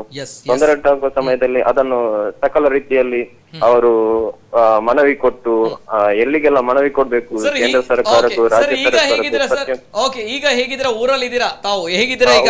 ಊರಲ್ಲಿ ಇದೆ ಸರ್. 7th ಗೆ ಬಂದಿದ್ದೀನಿ. 14th ನಿನ್ನೆ ನಮ್ದು ನೆಗೆಟಿವ್ ರಿಪೋರ್ಟ್ ಬಂತು. ಇವತ್ತು ಮನೆಯಲ್ಲಿದ್ದೇವೆ ಸರ್, ಅಲ್ಹಮ್ದುಲಿಲ್ಲಾ. ಖುಷಿಯಾಗಿದ್ದೀರಲ್ವಾ? ನನಗೆ ಸರ್ ಹೇಳಿ ಸರ್. ಖುಷಿಯಾಗಿದ್ದೀರಾ?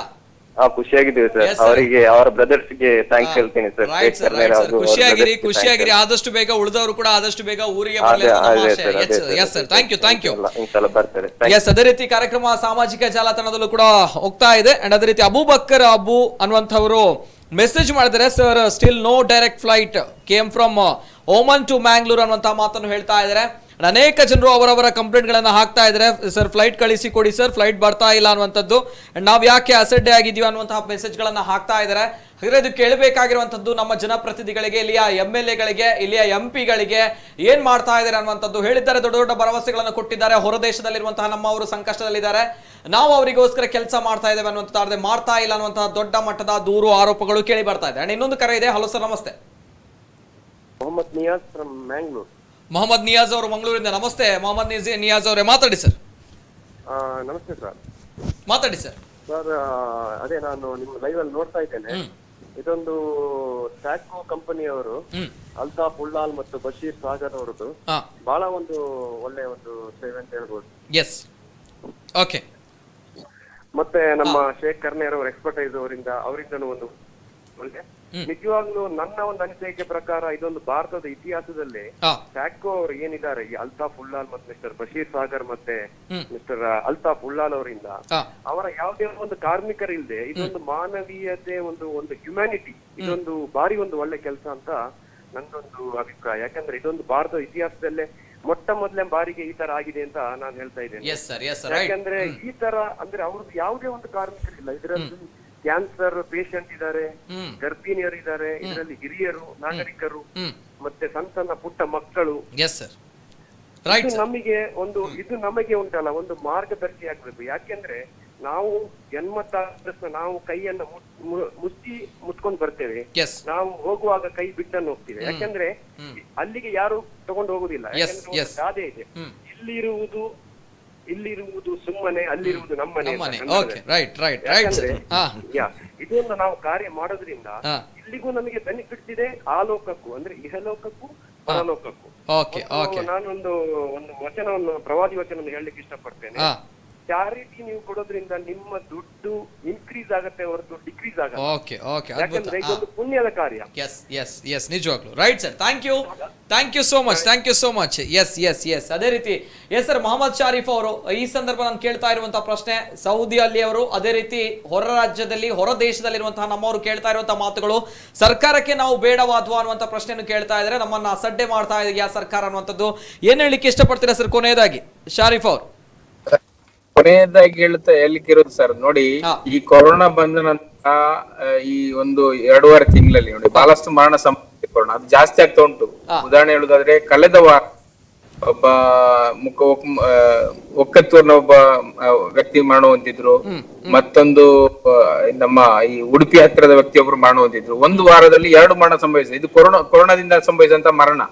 ಸೊ ಅದು ಜಾಸ್ತಿ ಆಗುವಂತಹ ಚಾನ್ಸಸ್ ಬಹಳ ಜಾಸ್ತಿ ಉಂಟು, ಅಂತ ಮರಣಗಳು ಸಂಖ್ಯೆ ಜಾಸ್ತಿ ಆಗುವಂತ. ಸೊ ಆದ್ದರಿಂದ ನಾವು ಸರ್ಕಾರದ ಬಳಿ ರಿಕ್ವೆಸ್ಟ್ ಮಾಡುವಂತಹದ್ದು, ನಮ್ಮ ಮನವಿ ಏನಂತ ಹೇಳಿದ್ರೆ ಇಮಿಡಿಯೇಟ್ ಆಗಿ ಸರ್ಕಾರಕ್ಕೆ ಎಷ್ಟು ಮಾಡ್ಲಿಕ್ಕೆ ಸಾಧ್ಯ ಉಂಟು ಕೇರಳ ಸರ್ಕಾರ ಮಾಡಿದಂತ ರೀತಿಯಲ್ಲಿ ಇಲ್ಲಿನ ಈ ಏನು ಸ್ಟ್ಯಾಂಡರ್ಡ್ ಆಗಿರುವಂತಹ ಜನರನ್ನು ಊರಿಗೆ ತಲುಪಿಸುವಂತಹ ವ್ಯವಸ್ಥೆ ಮಾಡುದು. ಮತ್ತೊಂದು ಇಲ್ಲಿ ಕೆಲಸ ನಷ್ಟ ಕಳೆದುಕೊಂಡಂತಹ ಇನ್ನಿತರ ಸಮಸ್ಯೆಗಳಿಂದ ಊರಿಗೆ ಬರುತ್ತಿರುವಂತಹ ಕನ್ನಡಿಗರಿಗಾಗಿ ಅವರಿಗೆ ಕನಿಷ್ಠ ಮಟ್ಟದ ಆರ್ಥಿಕ ಸಹಾಯವನ್ನು ನೀಡುವಂತಹ ಕೆಲಸವನ್ನು ರಾಜ್ಯ ಸರ್ಕಾರ ಮಾಡಬೇಕು ಅಂತ ನಾವು ಕೇಳಿಕೊಳ್ತಾ ಇದ್ದೇವೆ ಈ ಸಂದರ್ಭದಲ್ಲಿ. ಕೊನೆಯದಾಗಿ ತಮ್ಗೆ ಧನ್ಯವಾದಗಳು ಅವಕಾಶಕ್ಕೆ. Right sir, thank you so much sir. ಈ ಸಂದರ್ಭ ತಾವು ಇರುವಂತಹ ಸ್ಥಳ ಏನಿದೆ, ಮತ್ತೆ ತಾವು ಈಗ ಹೇಗಿದ್ದೀರಾ, ಅಂಡ್ ತಾವು ಇರುವಂತಹ ಸ್ಥಳದಲ್ಲಿ ಯಾವ ರೀತಿ ಇದೆ ಪರಿಸ್ಥಿತಿ ಸರ್? ಅಂದ್ರೆ ದಿನಕ್ಕೆ 4,000 ಕೇಸ್ಗಳು ರಿಜಿಸ್ಟರ್ ಆಗಿದೆ ಅನ್ನುವಂತಹ ಮಾತುಗಳು, ಒಂದೇ ರೂಮ್ ಅಲ್ಲಿ ಪಾಸಿಟಿವ್ ಬಂದವ್ರ ಜೊತೆ ನಾವು ಬದುಕಬೇಕು ಅನ್ನುವಂತಹ ಮಾತುಗಳು. ತಾವು ತಮ್ಮ ಪರಿಸ್ಥಿತಿ ಯಾವ ರೀತಿ ಇದೆ ತಮ್ಮ ಸ್ಥಳ? ಸರ್ ಅಂತಹ ಏನು ಇಲ್ಲಿ ಈಗ ಏನು ಟೆಸ್ಟಿಂಗ್ ಏನಿದೆಯೋ ಬಹಳಷ್ಟು ಜಾಸ್ತಿಯಾಗಿ ಮಾಡುತ್ತಿರೋದಂತ ಕೇಸು ಬಹಳಷ್ಟು ಜಾಸ್ತಿ ಆಗ್ತಾ ಉಂಟು. ನಿನ್ನೆ ನಾವು ನಮ್ಮ ಇಂಡಿಯನ್ ಸೋಷಿಯಲ್ ಫೋರಂ ವತಿಯಿಂದ 141 ಬಾಟಲ್ ಯೂನಿಟ್ ರಕ್ತವನ್ನು ನಾವು ಇಲ್ಲಿನ ಸರ್ಕಾರಿ ಆಸ್ಪತ್ರೆಗೆ ದಾನವಾಗಿ ನೀಡಿದ್ದೇವೆ. ಬ್ಲಡ್ ಡೊನೇಷನ್ ಕ್ಯಾಂಪ್ ಅನ್ನು ಸಂಘಟಿಸಿದ್ದೇವೆ. ಮಂಗಳೂರು ಬ್ಲಡ್ ಡೊನರ್ಸ್ ಅಸೋಸಿಯೇಷನ್ ಮತ್ತು ನಾವು ಜಂಟಿಯಾಗಿ 141 ಇಲ್ಲಿ ಅಷ್ಟೊಂದು ದೊಡ್ಡ ಮೊತ್ತದ ಈ ರಕ್ತವನ್ನು ಇವರು ಸಂಗ್ರಹಿಸಿ ಇಡುತ್ತಿರ್ಲಿಲ್ಲ. ಈಗ ಪರಿಸ್ಥಿತಿ ಅಷ್ಟು ಗಂಭೀರವಾಗಿರುವುದರಿಂದ ಅವರು ರಕ್ತವನ್ನು ಬ್ಲಡ್ ಬ್ಯಾಂಕ್ ಏನಿದೆಯೋ ಅದರಲ್ಲಿ ಅಷ್ಟು ದೊಡ್ಡ ಮೊತ್ತದ ರಕ್ತವನ್ನು ಸಹ ಸಂಗ್ರಹಿಸುವಂತ ವ್ಯವಸ್ಥೆಯನ್ನು ಮಾಡ್ತಾ ಇದ್ದಾರೆ. ನಾನು ಯಾಕಾಗಿ ಇದೆಲ್ಲ ಹೇಳ್ತೇನೆ ಅಂತ ಹೇಳಿದ್ರೆ, ನೀವು ಈ ಪರಿಸ್ಥಿತಿಯ ಗಂಭೀರತೆಯನ್ನು ಅರ್ಥ ಮಾಡಿಕೊಳ್ಳಕ್ಕೆ ನಾನು ಹೇಳ್ತಾ ಇದ್ದೇನೆ. ನಿಜವಾಗ್ಲು right sir thank you sir Mohammed Sharif ಅವರು. ಅಂಡ್ ಅದೇ ರೀತಿ ಶೇಖ್ ಸರ್ ಏನ್ ಹೇಳ್ತೀರಾ ಸರ್ ಸರ್ಕಾರದ ಒಂದು ನಿಲುವಿನ ಬಗ್ಗೆ? ಅಂಡ್ ಸರ್ಕಾರ ಮಲತಾಯಿ ಧೋರಣೆ ಅಥವಾ ತಾರತಮ್ಯ ಅನುಸರಿಸ್ತಾ ಇದೆಯಾ ಅನ್ನುವಂಥದ್ದು? ಎಸ್ ಸರ್ ಶೇಖ್ ಸರ್ ಧ್ವನಿ ಕೇಳ್ತಾ ಇದೆಯಾ ಸರ್? ಹೌದು, ಅದೇ ಆದಷ್ಟು ಹೆಚ್ಚಿನ ವಿಮಾನದ ವ್ಯವಸ್ಥೆ ಮಾಡಿದರೆ ಅಲ್ಲಿಂದ ಆದಷ್ಟು ಬರುವವರಿಗೆ ತುಂಬಾ ಸಹಾಯ ಆಗ್ಬೋದು. ಅಂದ್ರೆ ಅಲ್ಲಿ ತುಂಬಾ ಕಷ್ಟದಲ್ಲಿ ಇರುವವರಿಗೆ ಊರಿಗೆ ಬರ್ಲಿಕ್ಕೆ ಈಗ ಸಾಧ್ಯ ಆಗುತ್ತಾ ಇಲ್ಲ. ಎಷ್ಟು ಹಣ ಕೊಟ್ಟರು ಅಂದ್ರೆ ಫ್ಲೈಟ್ ನ ವ್ಯವಸ್ಥೆ ಇಲ್ಲ. ಅದರಿಂದಾಗಿ ಆದಷ್ಟು ಹೆಚ್ಚಿನ ಈ ಒಂದೇ ಭಾರತ್ ಮಿಷನ್ ನಲ್ಲಿ ಹೆಚ್ಚಿನ ಫ್ಲೈಟ್ ಅನ್ನು ಪ್ರಾರಂಭಿಸಬೇಕು. ಈಗ ನೋಡಿ, ಖಾಲಿ ಒಂದೇ ಒಂದು ಫ್ಲೈಟ್ ಮಾಡಿದ್ದಾರೆ 21 ತಾರೀಕಿಗೆ. ಇಷ್ಟು ಜನ ಮನವಿ ಮಾಡಿದ ಮೇಲೂ ಕೂಡ, ಸರ್ಕಾರದ ಮೇಲೆ ಇಷ್ಟು ಒತ್ತಾಯ ಮಾಡಿದ್ರು ಕೂಡ ಕೇವಲ ಒಂದೇ ಒಂದು ಫ್ಲೈಟ್ ನ ವ್ಯವಸ್ಥೆಯನ್ನು ಮಾಡಿದ್ದಾರೆ. ಅದು ಒಂದು ಫ್ಲೈಟ್ ಸಾಕಾಗ್ಲಿಕ್ಕೆ ಇಲ್ಲ. ಅಂದ್ರೆ ತುಂಬಾ ಜನರಿದ್ದಾರೆ. ತುಂಬಾ ಜನ ಇಲ್ಲಿಂದ ಅಂದ್ರೆ ಊರಿನಿಂದ ವಿಸಿಟ್ ಗೆ ಹೋದವರು ತುಂಬಾ ಜನರಿದ್ದಾರೆ. ಅವರ ತಂದೆ ತಾಯಿಯಂದಿರು, ಅವರ ಫ್ಯಾಮಿಲಿಯವರು ಎಲ್ಲರೂ ಅಲ್ಲಿ ಸಿಕ್ಕಾಕೊಂಡಿದ್ದಾರೆ. ಅದರಿಂದ 1-2 ಫ್ಲೈಟ್ ನಿಂದ ಏನು ಸಾಕಾಗ್ಲಿಕ್ಕಿಲ್ಲ. ಆದಷ್ಟು ಹೆಚ್ಚಿನ ಫ್ಲೈಟ್ ಅನ್ನು ಮಾಡುವಂತ ವ್ಯವಸ್ಥೆಯನ್ನು ಮಾಡಬೇಕೆಂತ ಈ ಮೂಲಕ ನಾನು ಕೇಳಿಕೊಳ್ತಾ ಇದ್ದೇನೆ. ಅದೇ ರೀತಿ ಕೂಡ ನಾವು ಕೂಡ ಅಲ್ಲಿ ಸೌದಿ ಕನ್ನಡಿಗಾಸ್ ಅಂತ ಹ್ಯುಮ್ಯಾನಿಟಿ ಫಾರ್ಮ್ ಅಂತ ಇದ್ರೆ ಅದರ ಮುಖಾಂತರ ಕೂಡ 2 ಫ್ಲೈಟ್ ನ ವ್ಯವಸ್ಥೆಯನ್ನು ಆದಷ್ಟು ಬೇಗನೆ ಮಾಡ್ತಾ ಇದ್ದೇವೆ. ಅದರ ಎಲ್ಲ ಪರ್ಮಿಷನ್ ಎಲ್ಲ ಆದಷ್ಟು ಬೇಗ ಸಿಗುವ ಹಾಗೆ ಉಂಟು. ಅದರ ಪ್ರಯತ್ನದಲ್ಲಿ ಕೂಡ ಇದ್ದೇವೆ. ಅದರಲ್ಲಿ ಕೂಡ ಆದಷ್ಟು ಜನರನ್ನು ಇಂತ ಕಷ್ಟದಲ್ಲಿ ಇರುವವನ್ನು ತರುವಂತ ಪ್ರಯತ್ನವನ್ನು ಮಾಡುತ್ತಾ ಇದ್ದೇವೆ. ಆ ಟೀಮ್ ಕೂಡ ಒಳ್ಳೆಯ ರೀತಿಯಲ್ಲಿ ಕೆಲಸ ಮಾಡುತ್ತಾ ಉಂಟು ಅಲ್ಲಿ. ಅದು ಕೂಡ ಆದಷ್ಟು ಬೇಗ ಆಗಬಹುದು ಎಂಬ ಒಂದು ಆಕಾಂಕ್ಷೆಯಲ್ಲಿ ನಾವು ಇದ್ದೇವೆ. ಓಕೆ, ಸದ್ಯಕ್ಕೆ ಎಷ್ಟು ಫ್ಲೈಟ್ ಬರುವಂತಿದೆ ಸರ್? ಸದ್ಯಕ್ಕೆ ಈಗ 21 ತಾರೀಕಿಗೆ ದಮಾಮ್ನಿಂದ ಮಂಗಳೂರಿಗೆ ಒಂದು ಫ್ಲೈಟ್ ಬರುವಂತದಿದೆ. ಮಂಗಳೂರಿಗೆ ಅದೇ ಒಂದು ಫ್ಲೈಟ್ ಇರುವುದು. ಮತ್ತೆ ಬೆಂಗಳೂರಿಗೆ ಲಾಸ್ಟ್ ವೀಕ್ ಅಲ್ಲಿ ಒಂದು ಫ್ಲೈಟ್ ಇತ್ತು. ಮತ್ತೆ ಈಗ ಜಿದ್ದಾ ರಿಯಾದ್ನಿಂದ 1-2 ಫ್ಲೈಟ್ ಉಂಟು. ಆದ್ರೆ ಮಂಗಳೂರಿಗೆ ಕೇವಲ ಒಂದೇ ಒಂದು ಫ್ಲೈಟ್ ನ ವ್ಯವಸ್ಥೆಯನ್ನು ಮಾಡಿದ್ದಾರೆ. ಈಗ ನಮ್ಮ ಕಂಪನಿಯಿಂದ 2 ಫ್ಲೈಟ್, ಮತ್ತೆ ಅದೇ ರೀತಿ ಇನ್ನೊಂದು ಮುಸೇನ್ ಕಂಪನಿಯಿಂದ 2 ಫ್ಲೈಟ್ ನಮ್ಮ ಕಾರ್ಮಿಕರು ಬಂದಿದ್ದರು. ಅದೇ ರೀತಿ ಮೊನ್ನೆ ಸಾಕೋದವರ ಫ್ಲೈಟ್ ಕೂಡ ಒಂದು ಬಂದಿತ್ತು. ಒಟ್ಟು 5 ಫ್ಲೈಟ್ ಅಲ್ಲಿಂದ ಬಂದಿದೆ ಈಗ. ಅದರಲ್ಲಿ ನಮ್ಮ ಫ್ಲೈಟ್ ನೆಲ್ಲ ಕಾರ್ಮಿಕರು ಜಾಸ್ತಿ ಇದ್ರು. ಅದೇ ರೀತಿ ನಾನು ಹೇಳಿದಾಗೆ ನಮ್ಮ ಒಂದು ಫ್ಲೈಟ್ ನಲ್ಲಿ 90 ಜನ ನಾವು ಬೇರೆ ಸೀಟ್ ಅನ್ನು ಕೊಟ್ಟಿದ್ದ ವಿಷಯ ನಾನು ಹೇಳಿದ್ದೆ. ಇವತ್ತು 5 ಫ್ಲೈಟ್ ಬಂದಿದೆ. ಅದು ಇನ್ನೂ ಕೂಡ ಹೆಚ್ಚಿನ ಫ್ಲೈಟ್ ನ ವ್ಯವಸ್ಥೆ ಆಗಬೇಕು. ಅದಕ್ಕಾಗಿ ನಮ್ಮ ಇಲ್ಲಿಯ ನಮ್ಮ ದಕ್ಷಿಣ ಕನ್ನಡ ಜಿಲ್ಲಾಡಳಿತ ಮತ್ತು ಇಲ್ಲಿಯ ಶಾಸಕರು ಮತ್ತು ಲೋಕಸಭಾ ಸದಸ್ಯರು ಅದಕ್ಕಾಗಿ ಪ್ರಯತ್ನವನ್ನು ಮಾಡಬೇಕು ಅಂತ ನಾನು ಈ ಮುಖಾಂತರ ಕೇಳ್ತಾ ಇದ್ದೇನೆ. Right sir, thank you so much Sheikh sir ಅವರಿಗೆ. ಅದೇ ರೀತಿ UB ಸಲೀಂ ಅವರು ಇದ್ದಾರೆ. ಎಸ್ ಸರ್ UB ಸಲೀಂ ಅವರು ಸರ್, ಕೊನೆಯದಾಗಿ ಅಂದ್ರೆ ಈಗಾಗಲೇ ಅಲ್ತಾಫ್ ಉಳ್ಳಾಲ್ ಬಶೀರ್ ಸಾಗರ್ ಅಂತ ಬಂದಾಗ ದೊಡ್ಡ ಮಟ್ಟದ ಬ್ರ್ಯಾಂಡ್ ಆಗಿ ಹೋಗಿದೆ. ಅಂದ್ರೆ ಅನೇಕ ಜನರು ಹೇಳ್ತಾ ಇದ್ದಾರೆ, ಯಾರಪ್ಪ ಇವರು ಇಂತಹ ಒಂದು ಸೇವೆ ಮಾಡ್ತಾ ಇದ್ದಾರೆ ನಿಸ್ವಾರ್ಥ. ಅಂದ್ರೆ ಈ ಸಂದರ್ಭಗಳಲ್ಲಿ ಸಂದಿಗ್ಧ ಪರಿಸ್ಥಿತಿಯಲ್ಲಿ ಕೆಲಸ ಮಾಡ್ತಾರೆ ಅಂತ ಇಡೀ ವಿಶ್ವವ್ಯಾಪಿ ಹೆಸರಾಗಿದೆ. ವಾಟ್ ನೆಕ್ಸ್ಟ್ ಅನ್ನುವಂಥ ಪ್ರಶ್ನೆ ಬರುತ್ತೆ. ಅಂದ್ರೆ ಜನರು ಸರ್ಕಾರದ ನಿರೀಕ್ಷೆ ಮಾಡ್ತಾ ಇದ್ದಾರೆ, ಅದೇ ಸರ್ಕಾರ ಏನ್ ಮಾಡ್ತಾ ಇದೆ ಗೊತ್ತಾಗ್ತಾ ಇಲ್ಲ. ಅದೇ ವಾಟ್ ನೆಕ್ಸ್ಟ್ ಅನ್ನುವಂತಹ ಪ್ರಶ್ನೆ ಕೇಳಿ ಬರ್ತಾ ಇದ್ರೆ, ಹಾಗೆ ಈಗ ಎಷ್ಟು ಜನರು ರಿಜಿಸ್ಟರ್ ಮಾಡಿದ್ದಾರೆ, ನಾವು ಊರಿಗೆ ಬರಬೇಕು ಬೇಗ, ಆದಷ್ಟು ಬೇಗ ಅನ್ನುವಂತಹ ನಿಟ್ಟಿನಲ್ಲಿ ಏನ್ ಹೇಳ್ತೀರಾ ಸರ್ ಮಾಹಿತಿಗಳ ಬಗ್ಗೆ? Before what next, let me remind you the track record. Okay, ಈ ಅಲ್ತಾಫ್ ಉಲ್ಲಾಲ್ ಯಾರಿದ್ದಾರೆ ನೋಡಿ, ಇದು ಮೊದಲನೇ ಬಾರಿಗೆಲ್ಲ ಅವ್ರಿಗೆ ನಮ್ಮ ಅಗತ್ಯ ಅಥವಾ ಇಂತಹ ಸಂದರ್ಭದಲ್ಲಿ ಜನರಿಗೆ ತಲುಪುವುದು. ಇದಕ್ಕಿಂತ ಮೊದಲು ಕೂಡ ಈ ನಮ್ಮ ಇಲ್ಲಿಂದ ಉದ್ಯೋಗ ಹುಡ್ಕೊಂಡು ಹೋದವರಿಗೆ ಅಲ್ಲಿ ಕೆಲವು ಸಣ್ಣ ಪುಟ್ಟ ಕಾರಣಗಳಿಂದ ಏನೋ ಪೊಲೀಸ್ ಹಿಡ್ಕೊಂಡು ಜೈಲಲ್ಲಿ ಇರ್ತಾರೆ. ಅಂತಹ ಸಂದರ್ಭದಲ್ಲೂ ಹಲವಾರು ವರ್ಷಗಳು 13 ವರ್ಷ ಕಾಲ ಜೈಲಲ್ಲಿ ಇದ್ರು ಒಬ್ರು, ಒಂದು ಗುಂಪು, 4 ಅಥವಾ 5 ಮಂದಿಯ ಗುಂಪು ಇತ್ತು. 13 ವರ್ಷ ಜೈಲಲ್ಲಿ. ಅವರನ್ನ ಅನೇಕ ಮಂದಿ ಅವರನ್ನ ರಿಲೀಸ್ ಮಾಡ್ಲಿಕ್ಕೋಸ್ಕರ ಪ್ರಯತ್ನ ಪಟ್ಟರು, ಸಫಲರಾಗಿರಲಿಲ್ಲ. ಅದಕ್ಕೆ ಬಹಳ ದೊಡ್ಡ ಮಟ್ಟದ ಮೊತ್ತವನ್ನ ದಂಡ ಕಟ್ಟಬೇಕಾಗಿತ್ತು. ಅಂತಹ ಸಂದರ್ಭದಲ್ಲೂ ಕೂಡ ಯಾರಿಗೂ ಆಗದಿದ್ದಾಗ ಇದೇ ಅಲ್ತಾಫ್ ಅವರು ಇನಿಷಿಯೇಟಿವ್ ತಗೊಂಡು, ಇದೇ ಶೇಖ್ ಸಾಹೇಬ್ರು ಯಾರು ಎಕ್ಸ್ಪರ್ಟೀಸ್ ಇದ್ದಾರೆ, ಇವರ ಸಹೋದರರು ಆಸಿಫ್ ಮತ್ತೆ ಇವರೆಲ್ಲ ಸೇರಿದ್ರು, ಮತ್ತೆ ರಿಯಲ್ಟೆಕ್ ಇಸ್ಮಾಯಿಲ್ ರವರು, ಅಮೇಕೋ ಆಸಿಫ್ ಮತ್ತೆ ಜಕರಿಯಾ ಮುಜೈನ್ ಇದ್ರನ್ನ ಕಾಣಿಸೆ, ಇವರೆಲ್ಲ ಸೇರ್ಕೊಂಡು ಆ ಗುಂಪನ್ನೇ ಬಿಡುಗಡೆ ಮಾಡಿದಂತ ಒಂದು ಬಹಳ ದೊಡ್ಡ ಮೊತ್ತವನ್ನ ಕಟ್ಟಿ ಬಿಡುಗಡೆ ಮಾಡಿದ ಇತಿಹಾಸ ಇದೆ. ಅದಾದ್ಮೇಲೆ ಉಲ್ಲಾಳದೊಬ್ಬ ಹುಡುಗ ಕೂಡ ಜೈಲಲ್ಲಿದ್ದು, ಏನೋ ಸಣ್ಣ ಪುಟ್ಟ ಕಾರಣಗಳಿಂದಾಗಿ ಜೈಲಲ್ಲಿ ಹಲವಾರು ವರ್ಷಗಳಿಂದ ಬಹಳ ಅಮಾಯಕ ಹುಡುಗ, ಅವನು ಏನು ಅದರಲ್ಲಿ ಸಂಪೂರ್ಣವಾಗಿ ನಿರ್ದೋಷ ಆಗಿದ್ರು ಕೂಡ ಅವ್ರನ್ನ ಬೇರೆ ವ್ಯಕ್ತಿಯನ್ನ ಬಂಧಿಸುವುದಕ್ಕಿಂತ ಬದಲಾಗಿ ಇವರನ್ನ ಬಂಧಿಸಿ ಜೈಲಲ್ಲಿ ಇಟ್ಟಿದ್ರು. ಅವರನ್ನ ಬಿಡಿಸುವುದರಲ್ಲಿ ಕೂಡ ಅಷ್ಟು ದೊಡ್ಡ ದಂಡವನ್ನ ಕಟ್ಟಿ, ಅದೊಂದು ಜಾಸ್ತಿ ಏನಿಲ್ಲ, 1 ವರ್ಷ ಆಗಿಲ್ಲ ಇನ್ನು, ಅವನು ಬಂದು ಈಗ ಊರಲ್ಲಿ ಇದ್ದಾನೆ. ಅವರನ್ನು ಬಿಡಿಸುವುದರಲ್ಲಿ ಮುತುವರ್ಜವನ್ನು ವಹಿಸಿ ಅವರ ಆಸಕ್ತಿ ಏನಿದೆ ಅದಕ್ಕೂ ನಿಜಕ್ಕೂ ಶ್ಲಾಘನೆಗೆ ಅರ್ಹರಾಗಿರ್ತಾರೆ. ಅದರಲ್ಲೂ ಕೂಡ ಇವರೆಲ್ಲರೂ ಅನೇಕ ಮಂದಿ ಉದ್ಯಮಿಗಳು ಕೈ ಜೋಡಿಸಿಕೊಂಡು ಅವರಿಗೆ ಸಹಾಯ ಮಾಡ್ತಾರೆ. ಯಾರೆಲ್ಲ ಈ ಹೆಸರು ಇದ್ದಾರೆ ಈಗ, ಎಕ್ಸ್ಪರ್ಟೀಸ್ ಕಂಪನಿ ಇರ್ಬೋದು, ಮುಜೈನ್ ಇರ್ಬೋದು, ಅಮೇಕೋ ಇರ್ಬೋದು, ಅದೇ ರೀತಿ ನಮ್ಮ ರಿಯಲ್ಟೆಕ್ ಇರ್ಬೋದು, ಮತ್ತೆ ನಮ್ಮ ಬೇರೆ ಬೇರೆ ಸಂಸ್ಥೆಗಳಿವೆ, ನಮ್ಮ ಬಜ್ಪೆ ಅವರು ಮತ್ತೆ ಗುರುಪುರದವರು ಇದ್ದಾರೆ, ಕೆಲವೆಲ್ಲ ನೂತನ ಯುವಕರು ಇವರೆಲ್ಲ ಹೋಗಿ ಕಂಪನಿ ಅವರೆಲ್ಲ ಸೇರ್ಕೊಂಡು ಮಾಡಿದ್ದಾರೆ. ಇದು ಕಳೆದ 4-5 ವರ್ಷಗಳಿಂದ ನಿರಂತರವಾಗಿ ಇವರಿಂತ ಕೆಲಸ ಮಾಡಿದ್ರು. ಆದ್ರೆ ಈ ಕೆಲಸ ಏನು ಮಾಡಿದ್ದಾರೆ ಇದು ಅತಿ ಅಮೋಘ ಮತ್ತು ಅದ್ಭುತವಾದಂತಹ ಒಂದು ಕೆಲಸ. ಇದನ್ನು ಎಷ್ಟೇ ಶ್ಲಾಘನೆ ಮಾಡಿದ ದೇಶಕ್ಕೆ ಮಾದರಿಯಾಗಿದ್ದಾರೆ. ನನಗೆ ನೆನಪಾಗ್ತಾ ಇದೆ ಒಂದು ಈ ಸಂದರ್ಭದಲ್ಲಿ, ಅಲ್ಲ ಸರ್ಕಾರ ಮಾಡಲ್ಲ ಅಂತ ಬಂದಾಗ ಈ ಕೆಲಸ ಇಬ್ರು ಮಾಡ್ತಾರಂತ ಬಂದಾಗ ಏನು ಅವಸ್ಥೆ ಅನ್ನುವಂತಹ ಮಾತುಗಳು ಅಲ್ವಾ? ವಾವ್, ಅವರನ್ನ ಯಾವ ರೀತಿಯಲ್ಲಿ ಯಾವ ಶಬ್ದದಿಂದ ಅವ್ರನ್ನ ಶ್ಲಾಘಿಸಬೇಕು ಅಂತ ನನ್ಗೆ ಅರ್ಥ ಆಗ್ತಾ ಇಲ್ಲ, ಅಂತ ಕೆಲಸ ಮಾಡಿದ್ದಾರೆ. Wonderful thing. ಮತ್ತೆ ಇವರನ್ನ ನನಗೆ ಹೇಗೆ ನೆನಪಾಗ್ತಾ ಇದ್ದ, ಬಹುಶಃ ನಿಮ್ಗೂ ನೆನಪಿರ್ಬೋದು, ಗುಜರಾತ್ ನಲ್ಲಿ ಒಂದು 3-4 ವರ್ಷ ಮೊದಲು ಒಬ್ಬ ಡೈಮಂಡ್ ಬಿಸ್ನೆಸ್ ಮ್ಯಾನ್, ವಜ್ರದ ಉದ್ಯಮಿ ಸಂಸ್ಥೆ ಎಲ್ಲ ಎಷ್ಟು ಮಂದಿ ಇದ್ದಾರೆ ಎಲ್ರಿಗೂ ಕಾರ್ ಕೊಟ್ಟದನ್ನ ನೆನಪಿರ್ಬೋದು ಬಹುಶಃ. ಇದು ಅದೇ ರೀತಿ ಈ ಮನುಷ್ಯರೆಲ್ಲರೂ ಇವರಿಗೆ ಉದ್ಯೋಗಿಗಳು ಯಾರಿದ್ದಾರೆ ಉದ್ಯಮಿಗಳು, ಇವರೆಲ್ಲರೂ ಅದೇ ರೀತಿ ಬಂಪರ್ ಕೊಡುಗೆಯನ್ನು ಕೊಟ್ಟು ಕಲಿಸಿದ್ದಕ್ಕೆ ಇವರಿಗೆ ಮತ್ತೆ ಸರ್ಕಾರಕ್ಕೆ ನಾನು ವಿಶೇಷವಾಗಿ ನೀವು ಕೇಳೋದಕ್ಕಿಂತ ಮೊದಲೇ ನಾನೊಂದು ವಿಷಯವನ್ನು ಹೇಳಲಿಕ್ಕೆ ಇಷ್ಟಪಡ್ತಾ ಇದ್ದೀನಿ. ಸರ್ಕಾರ ನಡೆಸ್ತಕ್ಕಂಥವ್ರು ಯಾರೇ ಇರ್ಲಿ, ಪಕ್ಷ ಯಾವುದೇ ಇರ್ಲಿ, ವ್ಯಕ್ತಿತ್ವ ಎಷ್ಟೇ ದೊಡ್ಡದಿರ್ಲಿ ಸಣ್ಣ ಮಟ್ಟದಿರ್ಲಿ, ದೇವರು ಮಾತ್ರ ಕೊಟ್ಟಿರ್ತಕ್ಕಂಥ ಹೃದಯ ಇದೆಯಲ್ಲ, ಇದರಲ್ಲಿ ಮಾನವೀಯತೆ ಅನ್ನುವಂಥದ್ದು ಒಂದಿರ್ಲಿ. ಅಷ್ಟನ್ನು ಮಾತ್ರ ನಾನು ಹೇಳಲಿಕ್ಕೆ ಬರ್ತಾ ಇದ್ದೀನಿ. ಕರುಣೆ ದೇವರು ಕೊಟ್ಟಿದ್ದಾನೆ, ಎಷ್ಟು ಸಂತೋಷ ಮನುಷ್ಯ ಕೊಟ್ಟಿದ್ದಾನೆ, ಕರುಣೆ ಕೂಡ ಕಲಿಸಿಕೊಟ್ಟಿದ್ದಾನೆ.